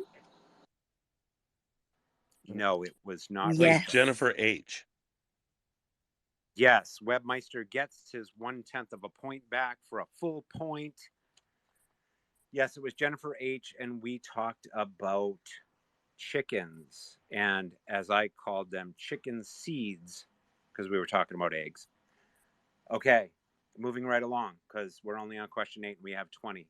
and I don't want Webb to fall asleep on me. Question 8, episode 8. Oh, one more question. Armagarden Part 3. What fruit behind glass was featured in 3 of the 4 photos posted for that episode? Fruit behind glass. It's a trick question. Anyone? Al? An orange. No. AC? Tomato. Tomato is correct. It was a trick question because we talked about preserving and canning tomatoes, and 3 out of the 4 photos posted to the nest was that little collection of canned tomatoes or jarred tomatoes that my wife had done. It was actually her first year canning last year, and we did not have to buy pasta sauce until probably July of this year. So I'm very sad that we probably will not have that many tomatoes going into the winter. All right, moving right along. Question 9, episode 9. We talked about 4 main kinds of propagation. Remember, when I asked the question, I'm looking for what was discussed that night. So there are a couple of other kinds, but it's got to be of the 4 kinds of propagation. Can anyone name the 4 that were featured? Don't forget, you can get partial points. Al? I'd like to know what propagation is, and then I can guess 4 answers. After we conclude, you will probably guess, and I'm going to advise you to please show up to more episodes every Tuesday night at 7:30 p.m. Eastern for the Nelson Gardens Garden and HomeCast from the Punchbowl Network, and then you would know what propagation is. I lost track of hands. I'm going to go with RC, then Jen, then Annie. I hope that's the right order. RC, what do you got? Cuttings.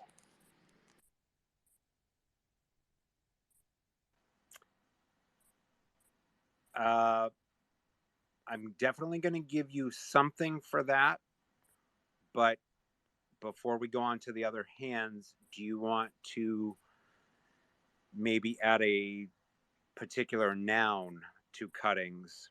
Because there were actually 2 out of the 4 types of propagation talked about had the word cuttings in it. Do you want to revise your answer and talk about any specific type of cuttings?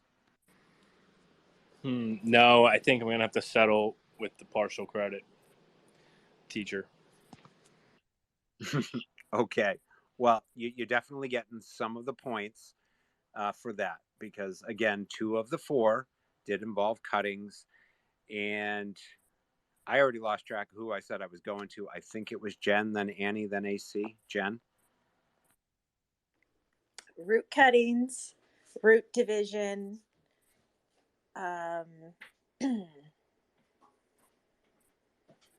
root cuttings, root division. I forget where it is where you stick a plant part in a cutting and a plant part. Grafting. Grafting. Thank you. And that's all I got. Okay, so I got to give you some partial points too. I don't know if I want to tell you what your partial points are for yet till we get through a couple more hands, but you get something. Annie? So I had layering written down, and was it sexual and asexual? That would be 2 types of propagation, but those were not the 4 main kinds of propagation that we discussed that night. So I'm sorry, Annie. I can't. That's okay. I was just thinking, I wrote that down when we were talking about how you would take a part of the plant and then wrap it around to the other part of the plant, and then it would grow. That's what I wrote down. Okay. Which we did talk about. I don't know if we talked about that in episode 9. If we did, that's awesome that you wrote it down. was not one of the four. So I'm going to go to AC Truth. Stratification. Oh, no. Steph. Seeds. Seeds is definitely a full point. We have our first full point. I might give RC a full point for his, but we're going to go. Go ahead, Steph. Hand pollination. No. So Steph's got a point. Jen's got partial. I think the judges have concluded we're going to give RC a point. We're going to go to Al, then AC, and then we will wrap this question up. Go ahead, Al. Grifting. No. AC. Rooting hormone. Which has been very beneficial to one of the types, but no. Okay, so you can all gather your points accordingly. One for Annie, one for RC, and at least 0.8 of a point for Gen X. We talked about seeds, stem cuttings, leaf cuttings, and division. So root division, I'll accept that. The example used was hosta and separating the plantlets from the crown there. But yes, stem cuttings and leaf cuttings. So we'll give RC a full point for that. Go ahead, AC. I have a question. Did Al call it grifting and not grafting?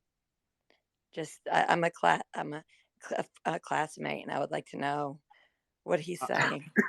Well, you need not worry, Miss Truth, because Miss Truth, Al didn't get any points for his answer.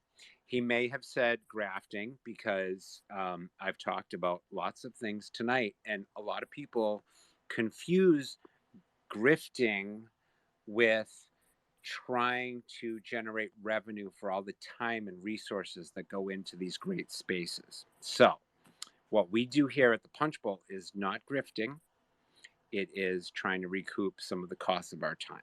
So if that was what Al was getting at, he may have to go see the principal because I'm not dealing with it. I agree. All right. Thanks, Miss Truth. Thanks you. Thank you. How many points do I have? Because I've gotten a lot of questions right, I believe. Weed, cannabis, magic mushrooms.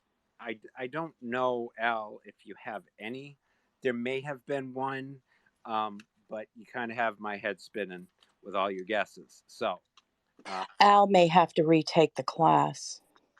I think he may, especially where he threw out the G word in MySpace. Al is giving you a contact high. That's why your head's spinning. Webb. I was just going to let Al know that the type of propagation he's looking for with these answers, depending on whether it's legal or not in your state, would be a dispensary or the corner dealer. And that will be enough of that this evening. Okay. Thanks, Webb. Okay. Question 10, episode 10, or X, as it was called then, because tonight is 2X, was about pollinator plants. It was also the first episode to feature what 6-letter word in the space title? Ha! Go for it. RC.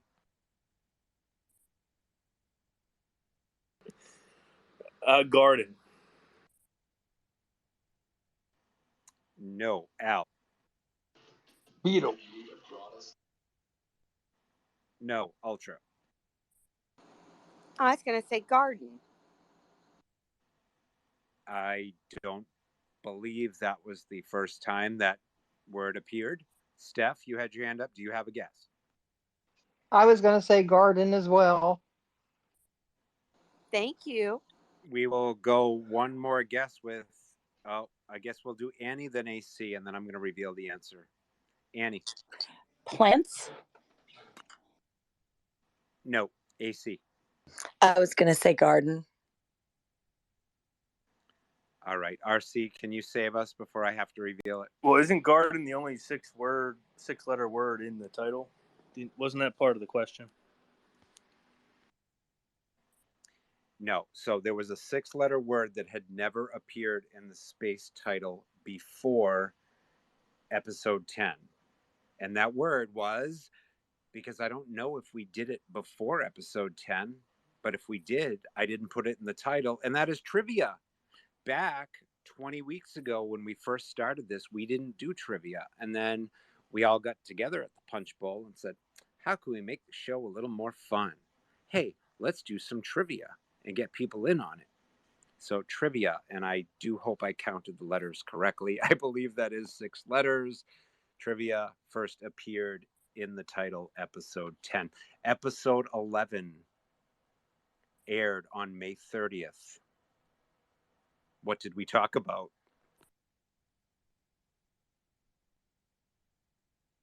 Quick, check the thread. AC Truth. Raised beds. No, Al. Plants. Dadgummit, Al, you keep stealing my answers. Okay, well, we talk about plants every week, even though it is garden and HomeCast. I've never got into like carpeting and drapes. So plants is not an acceptable answer. I'm going to go ladies first because I don't know the order. So we'll go with Annie, then RC, then Webb, then Ultra, then... Okay, now there's so many hands. Annie. Well, Professor, thank you so much for being so patient with us all. We really appreciate you. The answer was fertilizer. I'm sorry, Annie. That is incorrect. RC. Weeds. No. Ultra. Tomatoes. No. Webb. Maximizing space. And? Sorry, I was going to give myself a nice ding for a point there, and I couldn't get to my unmute. And staggering plants. Well, Damn it. we'll allow it. Maximizing space and staggered crops. I scrolled faster. Nini. Yeah, we get that from time to time.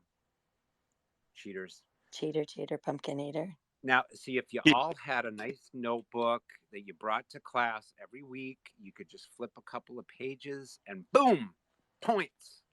All right, Don't moving sell on. those when we grift in our shop. I think we do. Actually, my store, which there's a link on my profile to my Teespring store, actually has a notebook that says Punch Bowl on it. And it is not very reasonably priced. He said grift.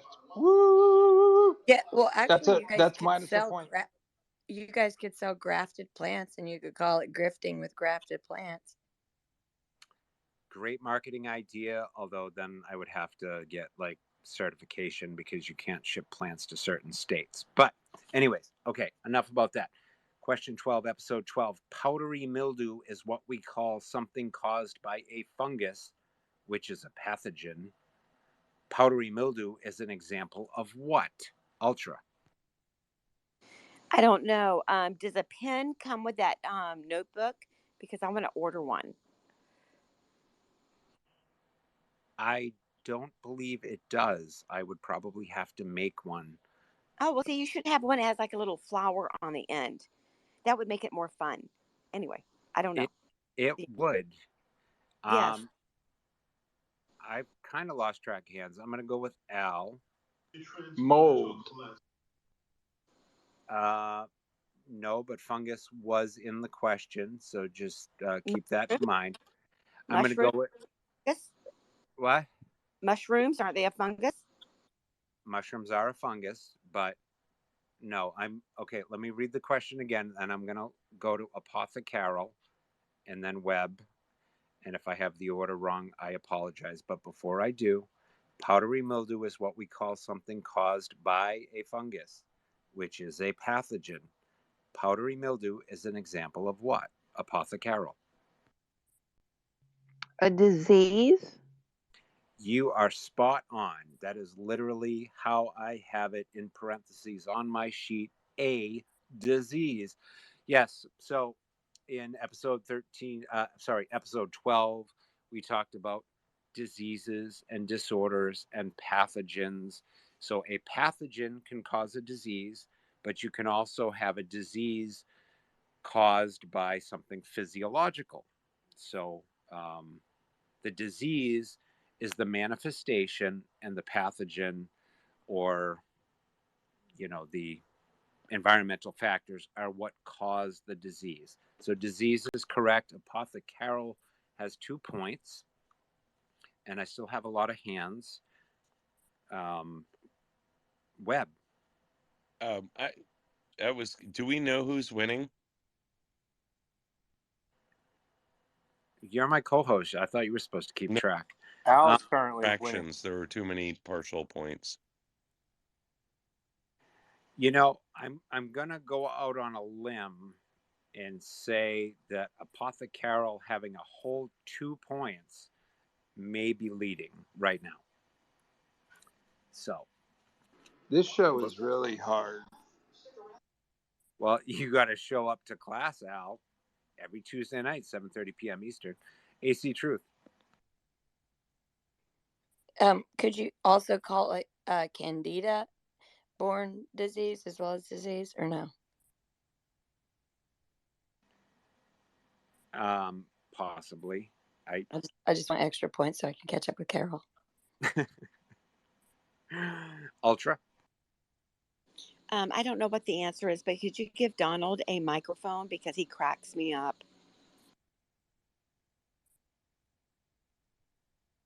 Are you asking for the class clown to appear? Yes, I love him. He is so funny. I'm sorry. Carry on. It was disease, isn't that what Apothecarol said? That's what I agree with. Okay. Ultra. I can drop down if you want, because I don't know shit about any of this stuff, and maybe somebody else can come up and actually add to the class. I'm just kind of like the class clown. You know about weed. Okay. Class, unless you want extra homework, I need Al and Donald to be on your best behavior. Because Al, this is my first time, really experiencing you. And Donald, you and I, we have some history. It's been mostly good. But if you're going to sit on my screen, you are sitting right next to Al. So I need you to face forward and behave yourself. And with that, I'm going to go to Webmeister, and then we're going to keep asking questions unless you want to stay after school. Webmeister. All right, really quick one. Donald, sir, really quick. Do we have pre or post baked, Donald? We currently have pre-baked, but in a couple of minutes, I'm going to be right with you. Okay, just needed a heads up so I can help manage, Kevin. Thank you. Thank you, Webb, for you are the teacher's pet. You're going to step in and save us all, and that means we've got only minutes to get through these questions. Donald. I have my... Donald. I caught him. I got him. Okay. I didn't even get to the question. Go ahead, Ultra. If I bring the teacher an apple, do I get a point? If you can tell the teacher, if you can tell the teacher the genus of the apple tree, then perhaps. But let's worry about that later. We've got some more questions to get through before all the fun. Question 13, episode 13. Oh, Apothecarol's already going to get this, so you might as well. You can all just kiss your point goodbye. Medicinal plants, part 1. Mentha ex piperita is a cross between watermint and spearmint and goes by this common name. Go ahead, Carol. Peppermint. Yes. And I apologize, Annie. I Suck know up. Martha Carroll didn't raise her hand, but That's okay. I Because I love Apothecary, and she's a very good dear friend. She can have my point. I like the chocolate mint. Is that? How sweet is that? The teacher's mean, but the students are sweet. They are, yes. I want that girl on my team. I will give her $250 if she comes over to my side. Webb? Malice. Oh, 100%. did you just bring me an apple? Thanks, Webmeister. You're welcome. Okay, we have to hurry before Donald finishes whatever he's doing. I got it rolled. I'm ready. Well, okay, so I got to get ahead of you, so that we're almost done. Episode 14, question 14 was episode 14 was part 2 of what 2-part presentation? Go ahead. Gen X. Herbs. I will not accept that at this time. Annie. She took my answer. AC Truth. Raised beds and soil composition? No. Any last guesses? Ultra.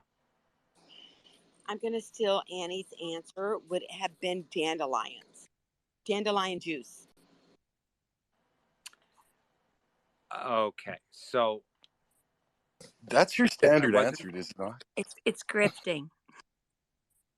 Okay, I wasn't going to accept herbs per se till okay. Well, wait, hold. Sharon.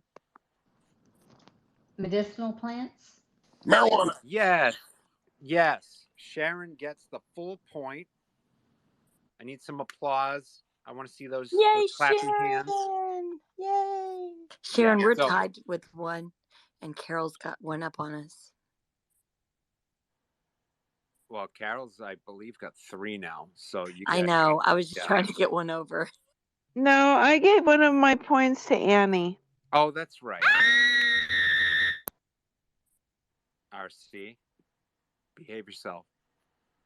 I've got you literally sitting next to Al and Donald on my screen, and I don't want to have to send you. That's exactly where I would have sat down if I walked into this room. Okay. Me too. Cool kids in the back, right? All the troublemakers sitting in the back of the stage. So yes. No, I have a point. I have 1 point. They're Everyone kind of judgmental. So yes, the ones sitting together, they're kind of judgmental, and they call us nerds, and it's not okay. I have a point. I have 1 point. Yes, you do. Yes, you do. I didn't know that was in question. Yes, you do. But I do want to acknowledge, Sharon. Yes, while herbs, I almost gave some credit for that, but I was looking for the actual space title, and that should have been an easy one because don't forget these questions are in line with their episode. And episode 13 was Medicinal Plants Part 1. So when I got to question 14 and said episode 14 was part 2 of what presentation, you would have just had to go back to question 13 and it would have been medicinal plants. So, damn it, I should have got that one. Just saying. It came from Holy Mountain. I think it's Kush. It's good. It's good. I'm just saying. Oh. You're not on mute. I'm sorry. Go ahead. Okay. You can tell by Donald's latest outburst that we don't have much more time to get through this. And we are hitting the 2-hour mark. I thought for sure we were going to blast through, but we're getting close. Ultra, go ahead. Do I get a point for showing up for class? Yes. No. Oh, thank you. Thank you. Oh my God, I get a point. Donald, you do not give out the points in my class. All right, folks, we got 5 more of these to get through. And it is getting late. So Episode 15, Elements of Design, Elegant and Unusual. What is a chromatic color scheme? I'm sorry, let me rephrase that. I'm getting tired. What is a monochromatic color scheme? Al? Rainbow. No, Gen X. All plants or flowers with the same color. That is correct. I almost talked on mute. That wouldn't have gotten me too far. Yes, Gen X is correct. It's using different shades and tones of the same color versus polychromatic, which is using multiple colors. So Gen X for the point there. Episode Nerd. Nerds in my class is a good thing. So Al, step it up. Show up to class every week. I want to see these grades improve. Question 16, episode 16, explain. And this one has been done at least once or twice. So just put those thinking caps on. Explain as briefly as possible why you should cut your mum's asters or Montauk daisies back before mid-July. Al. So that they bloom. A little more. Give me a little more. So they bloom and grow, blossom and grow, blossom and grow.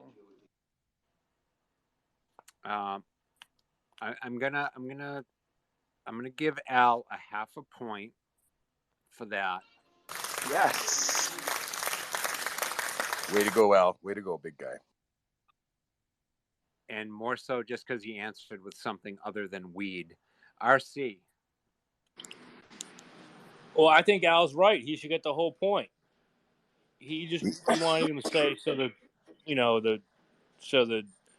buds don't get cut off. Yeah, that could be weed too. They form the It's like buds. you got to like trim the bushes, You and then like then the buds get bigger because you trim them big. Oh, I'm sorry. That's right, Donald. Donald likes the big bushes, and that's I why like he Big knows Bush, and I cannot lie. Yep. I'm from the 70s. Okay. I think Al should get the full point. Don't make me get my ruler, class. I will smack it on the desk. There will be I'm sorry, detention. Sister. Okay, I lost track of hands. So somebody just. I think it was Annie. Okay. You didn't say if I was correct or not, though. Well, you pretty much said what Al said, and you're both on the right track. I was looking for a little bit more, so let's see. We'll go to Annie. Can you please repeat the full question? Explain as briefly as possible why you should cut your mum's asters or Montauk daisies before mid-July. Do you have a guess, Annie? I'm sorry, I was talking on mute. I apologize. Well, that would be because of the heat. There's a heat delay. The buds will be late if there's that heat temperature 90 or more. And, when they vary in stage, of course, and then, the daylight response, where you have, depending on where you have your plant, and it will reserve energy also to the root so the blooms will come up nicely. That was beautiful. Even if That it was wasn't awesome. right, She needs a couple points for that answer, at least. Like, I'll even yes, give her one of great. mine because, like, that was so concise. I You hope she don't was have right. any points, Donald. Donald, you don't have any points. Donald, I love you. Order in the back of the class. Order in the back of the class. There's the reason. They need to be moved to the front. Boys, settle down. Kevin, go ahead. Thank you, Webb. Annie threw a lot of stuff at the wall, and I'm not sure what, if any, of it stuck. So we're going to go to Gen X. So it reblooms. For these specific plants, I'm not going to accept that. I'm sorry. AC. You cut them back in June so that they're not as leggy and that they'll be healthy for fall because they're great as spring and fall plants. Cutting them back in the middle of summer will allow for you to get the second budding, and it keeps them from being leggy, and they are a bit stronger and you get more blooms. That would be correct for like a petunia, and not totally wrong, but kind of wrong. So I'm going to go with Sharon for one last guess. If we can get a little bit more than Al and RC threw at me, and then I will give you my short answer. To get a second bloom in the fall? So not exactly. I said that. Yeah, so not exactly. With mums, asters, or Montauk daisies, they're more so just fall flowering plants. Although some mums, there's a caveat. Some of these mums will flower in spring if the day length is a certain. All right. But so I have to give partial points to Al and RC because they were on the right track, but this is the shorter explanation. Under shorter days, the plants will stop producing vegetative growth and start going to flower. So cutting too late will result in stubby plants with flowers that didn't have a chance to fill out with foliage before flowering. So what AC Truth and Sharon were saying are very true about a lot of perennials and annuals, that if you cut them in June, yes, you're going to get another flush of flowering. For these fall ones, the problem is if you cut them too much past 1st of July or mid-July, then they don't have a chance to send out the vegetative growth to fill out. They just immediately start to go to flower. So you cut them back and you have these little nubs that didn't have a chance to branch out, and they're sending out their reproductive growth. They're sending out buds. So then instead of having a mum or an aster that's a nice full ball shape, you've got these twigs that were cut back too late. They went into flower, so instead of producing branches and leaves, they produced flowers, and it's a sticky, thin mess instead of a nice full plant. And with that, AC Truth? Yeah, I just wanted to share that my mom doesn't like those kind of flowers. I'm sorry. You're baiting me now. We're talking about daisies and cutting things off and flowering and balls. Cutting the balls. He said balls. I did not bring up hydrangeas. I specifically called them blue. You were clusters. talking about my mom's asterisks, okay, man? Donald. And daisy, and then cutting them short, and then hair growth, and then balls. And sticking reproductive things up in them. Okay. Order in the court. Order in the class. Can I go to the bathroom? Yes. Yes, Miss Carol. I need to sharpen that girls pencil. all go to the bathroom together. Don't they? Girls go to the bathroom together. Let's go, ladies. Yeah, you got to check your makeup and talk. And we can laugh at the guide. Yeah. Okay. I don't know if I could ever do this, like, in a class. Webb, what do you got? Al's passing notes. Read it in front of the class. That's what I say. Donald, are you chewing gum? Read it, read it, read it. Did he pass it under the desk? It's not gum, man. Ew. Okay. Al just did a spitball. You guys, when I ask some of these difficult questions, that pain you get like right between the eyes. That's what you guys are doing to me right now. So everybody take a deep breath. Teacher has a twitch. Annie?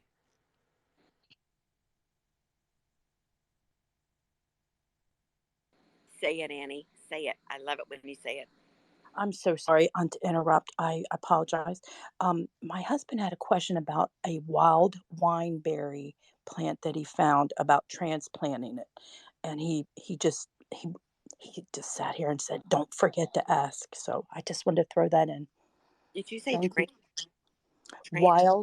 Wild wineberry plant. He found it, and he didn't know when he should transplant it or if he should just leave it. So I'm not familiar with a plant by that common name. Maybe I would know it by the genus. If anybody else can answer Annie's question, please do so. And then we've got 3 more trivia questions before we call it a night. RC. Oh, my answer, my response was just to that woman. Yeah, I don't know what the wild wineberry is either, but it found it in. I guess she means found it out in the woods, right? I would assume. In that case, I mean, I think just wait till the fall. Spring and the fall, the only time to transplant anything good, and I'm sure it'll survive. You should do it. Dig it. Tell them to do it. My only recommendation when transplanting anything, and then I'll go to Ultra, maybe she can shed some more light on it, is always try to get as much of the root system as possible. Be as gentle as you can in replanting it, and always water it in, unless obviously if you're going through a period of rain, it might not be as necessary. But especially depending upon the plant, the first few days to the first couple of weeks can be very important in giving it some water every day in a good draining soil so that the root system can recover and send out new roots. And with that, we will go to Ultra, then AC, then RC, and then 3 more questions. I have nothing to add to that. I don't know. Where is Dog? He's usually in here. He knows everything. Where's he at? Y'all need to thank your lucky stars that Dog was not in here tonight, or most people would have no points just because he's quick with. Well, maybe you, Carol. I got to admit, you just snuck right in there and started grabbing all the points. But I got in late, and I'm a pretty good guesser. So Dog is usually very quick with the hand. Yes. And he knows this horticulture. So I'm just gonna leave that there. We will think of him fondly tonight, but y'all just need to be happy he didn't show up to class, or you guys would be like, why does he answer all the questions? So there's that. AC. Yes. Also, when you're transplanting, if it's a bigger shrub, ornamental shrub, or a small tree, you're going to want to do your shovel. Not at the crown. You need to go outward. So you're going to look at the leaf growth all the way around the diameter, and you're going to go 6 inches out all the way around so that you get the feeder roots and you don't come anywhere close to the taproot, and you don't do your shovel inwards, as in slanting it inwards. It goes straight up and down so that you can keep as many of your feeder roots as possible. Thank you so much. We found out that it's very invasive and it looks like a wild berry, but it's called a wineberry. But thank you all for your input. I appreciate it. AC is a show off. I'm calling her out. Thank you, Miss Truth. You're a tattletale. Al? Wow. All right. We only have 3 more questions to go. We're almost there. 3 more questions and whiskey.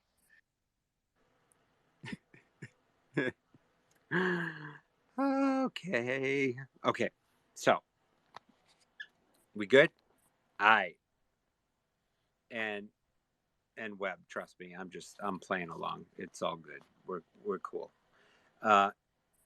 Question 17, episode 17 was about staple crops and shade plants.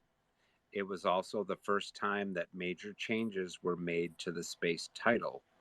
Name one of the changes. Webmeister.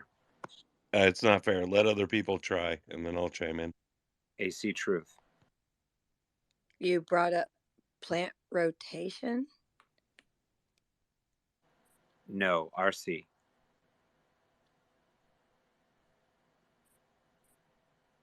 RC. It was called the Nelson Gardens. You get the point. I was looking for one of the changes. I have to drop down. I can't hear anybody. I'll bring you right back, Annie.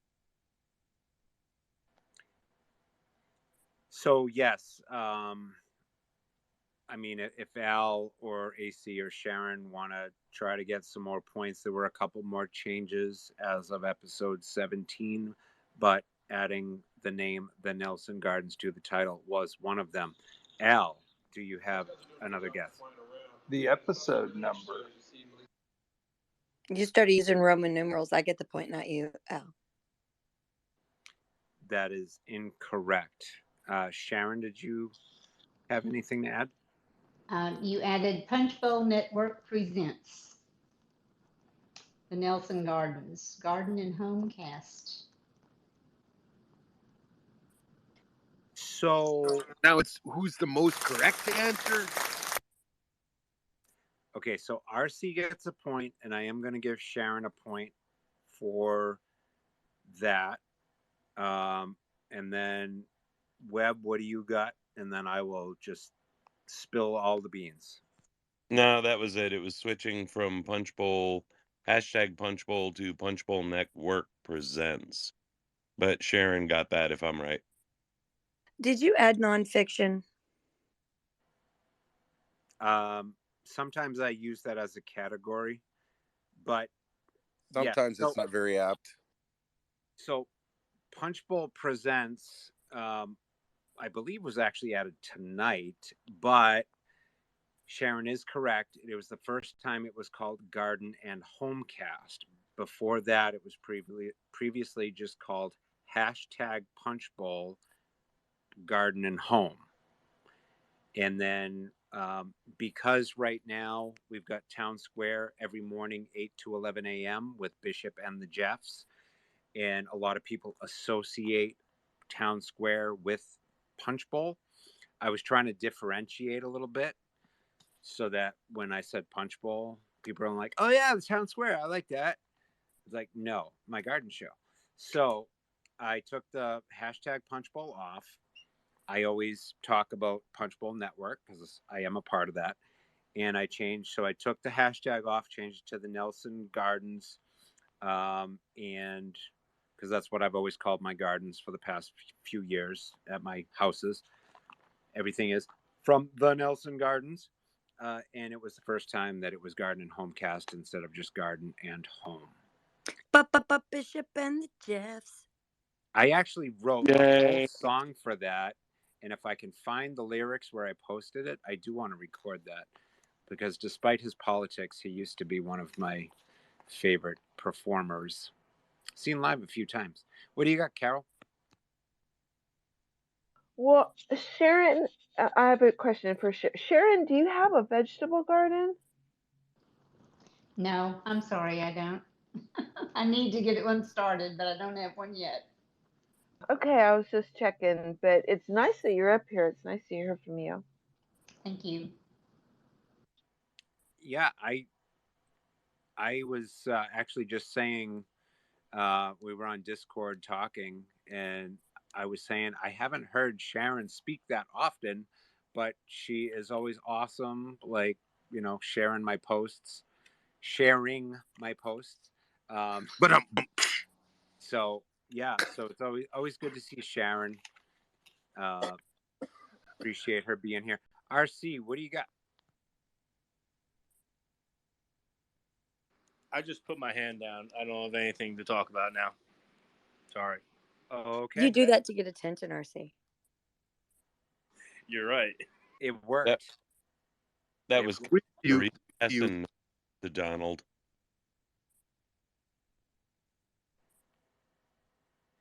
So I don't know how long he's been here, but it's the first time I'm seeing his face. We have the host of Town Square every morning, weekday morning, 8 a.m. to 11 It's 5 o'clock in the frickin' morning here. I mean, sorry, early. Donald. Just let me have my moment here. Bishop, host of Town Square, Punch Bowl, Town Square, every morning, 8 a.m. to 11 a.m., Monday through Friday. Bishop is our host with Jeff G and the other Jeff that we call Canadian Jeff, just because he's a northerner like me. He's in the room. So make sure you're following him and the Punch Bowl TM account and the Jeffs and Tap for Nerd. He's our IT guy, and Webmeister, my co-host. So please do that. We're all a team. What about the parody account, Punch Bowl? Is that cool too? Yeah, you can follow that too.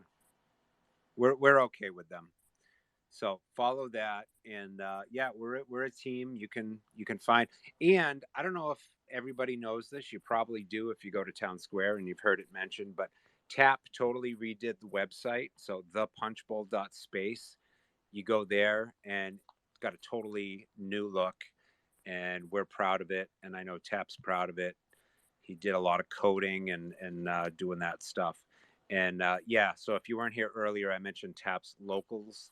He's going to be talking about IT stuff and coding and all that stuff. So make sure you go to his profile and get on his Locals account.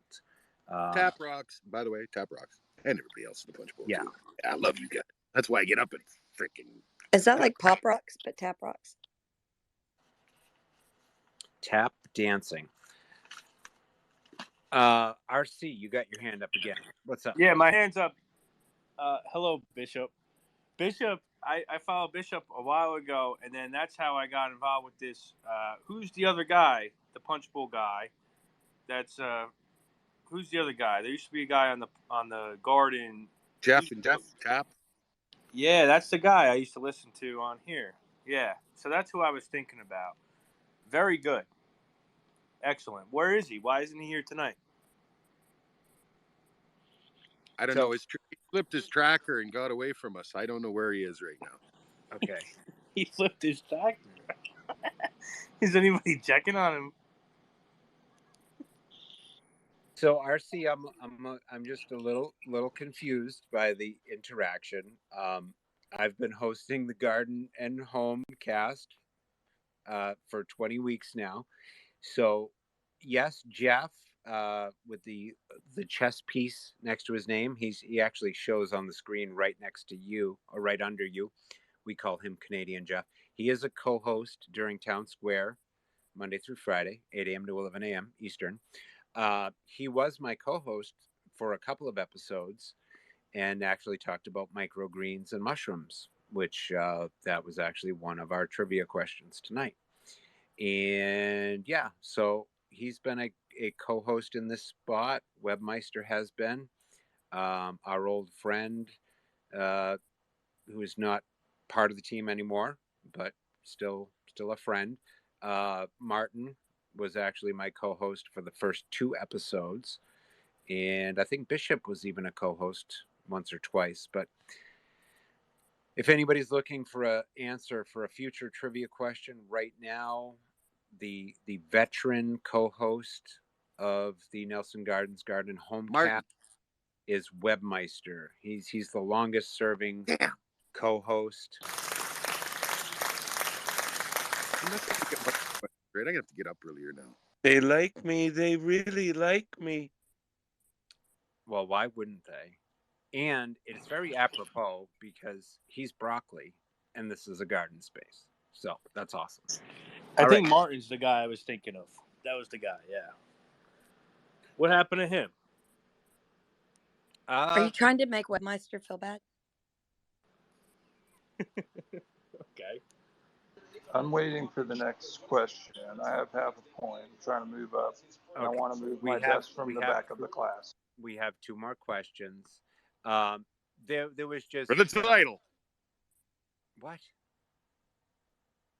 Donald, stop. Go ahead, Kevin. It's fine. It really is. I've just trying to keep track of things.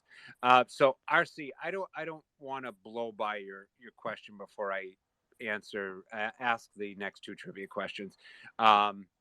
There was just a little, kind of disagreement on direction way back when. I mean, don't forget that was months ago, and but we've since seen Martin in other spaces, and I consider him a friend.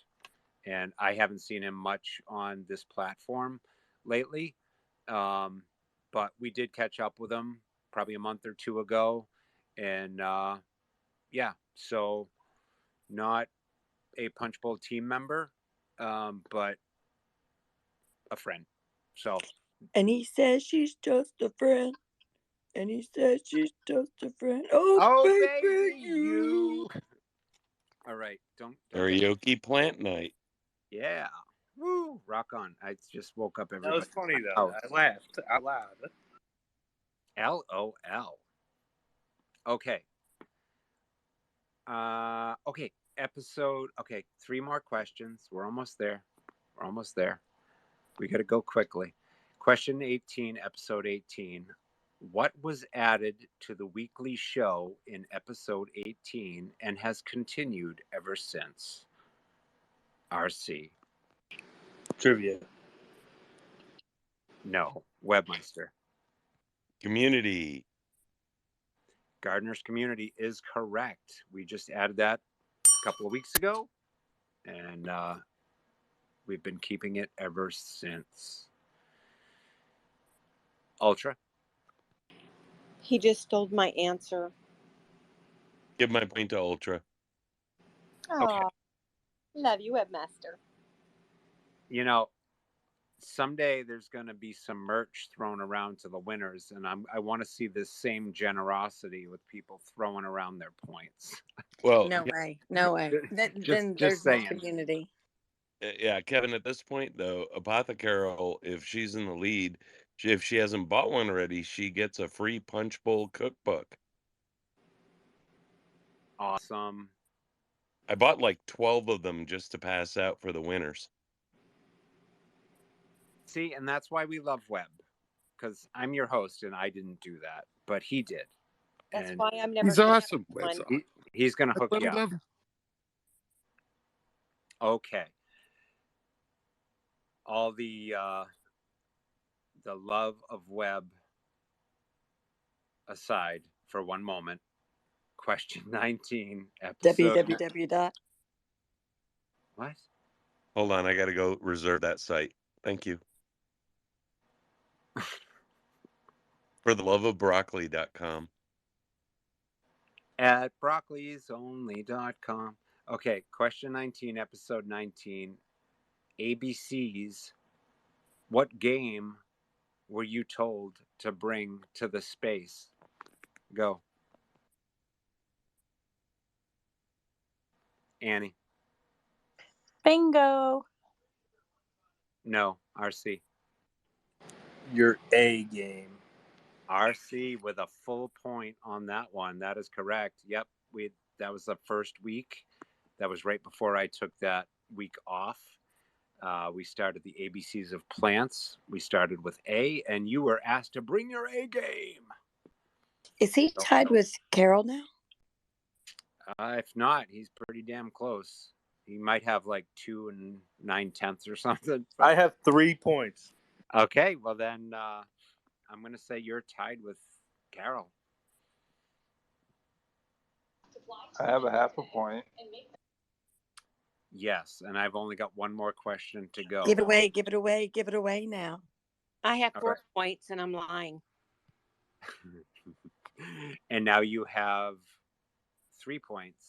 No, I was going to take 1 point away, but you didn't even have 3 when we started.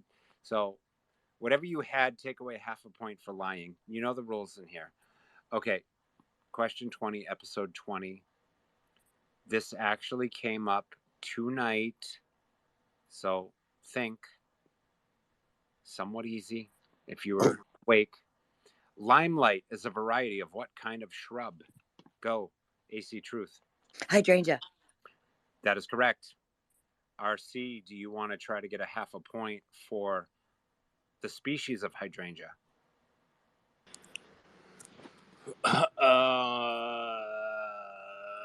No, hydrangea tree.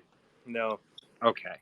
Well, that's all right. We ended in a tie with RC and Apothecarol with the 3 points. Oh, looks like he's going to try to edge you out, Apothecarol. Are we still asking about the species, or did you already answer it? You can give that a try. Panacolota. Say that one more time. Panacolota. Mispronunciation, disqualified. It could be a pronunciation issue. AC Truth? Oak leaf? No. So with a half Katie a point, did. with a half of a point extra, Apothecarol wins out over RC. It was Hydrangea paniculata, which I will accept. Why don't you accept the common name? Limelight is the common name. Exactly. That should be accepted.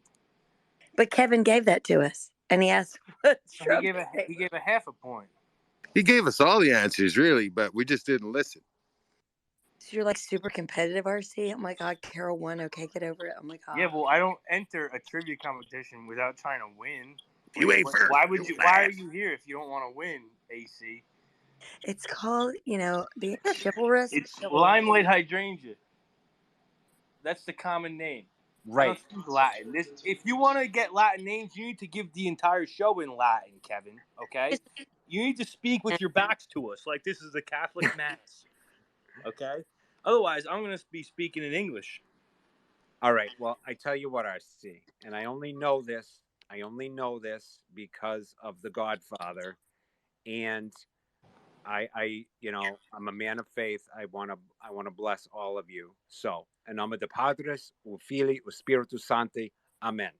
There you go. I mean, there's your Latin. Take that, buddy. Okay. All right. Amen. That's all right. Amen. Amen. God bless you, Kevin.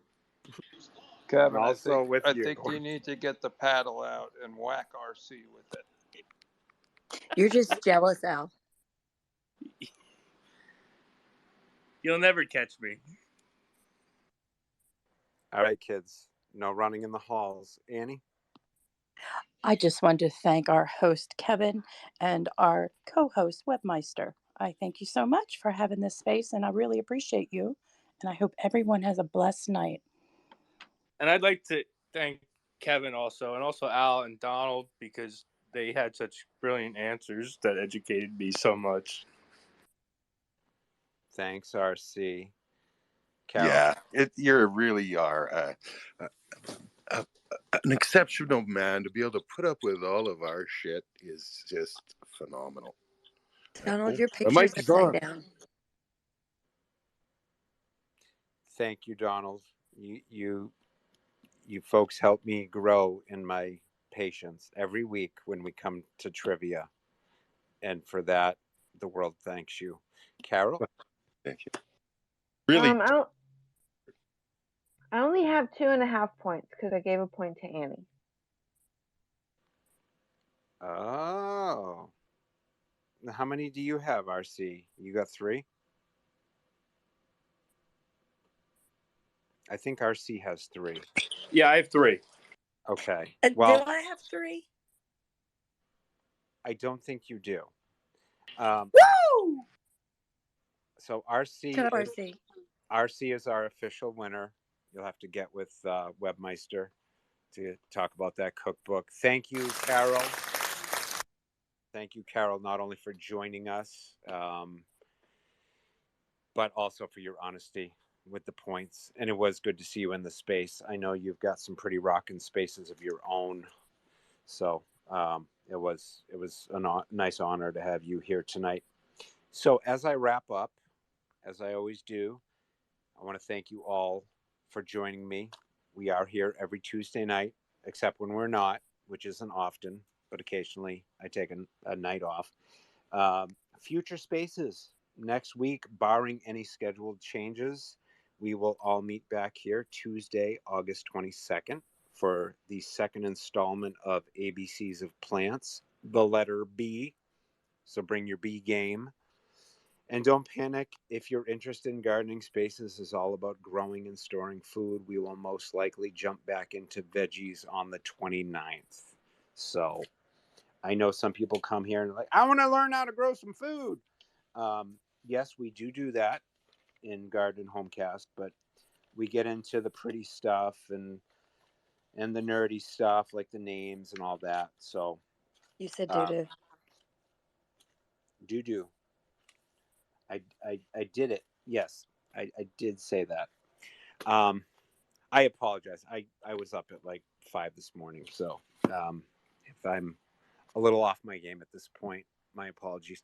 But anyways, thank you for joining me. Don't forget Bishop and the Jeffs tomorrow morning, 8 to 11, thepunchbowl.space, Discord, Spotify, Rumble, and now YouTube.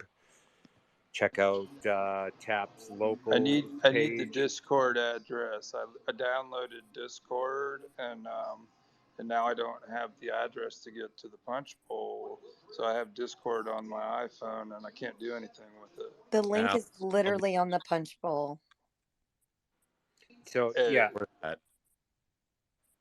So yeah, Al, if you go to thepunchbowl.space, you should be able to find all the necessary links, including to the Discord. That'll take you right where you got to go.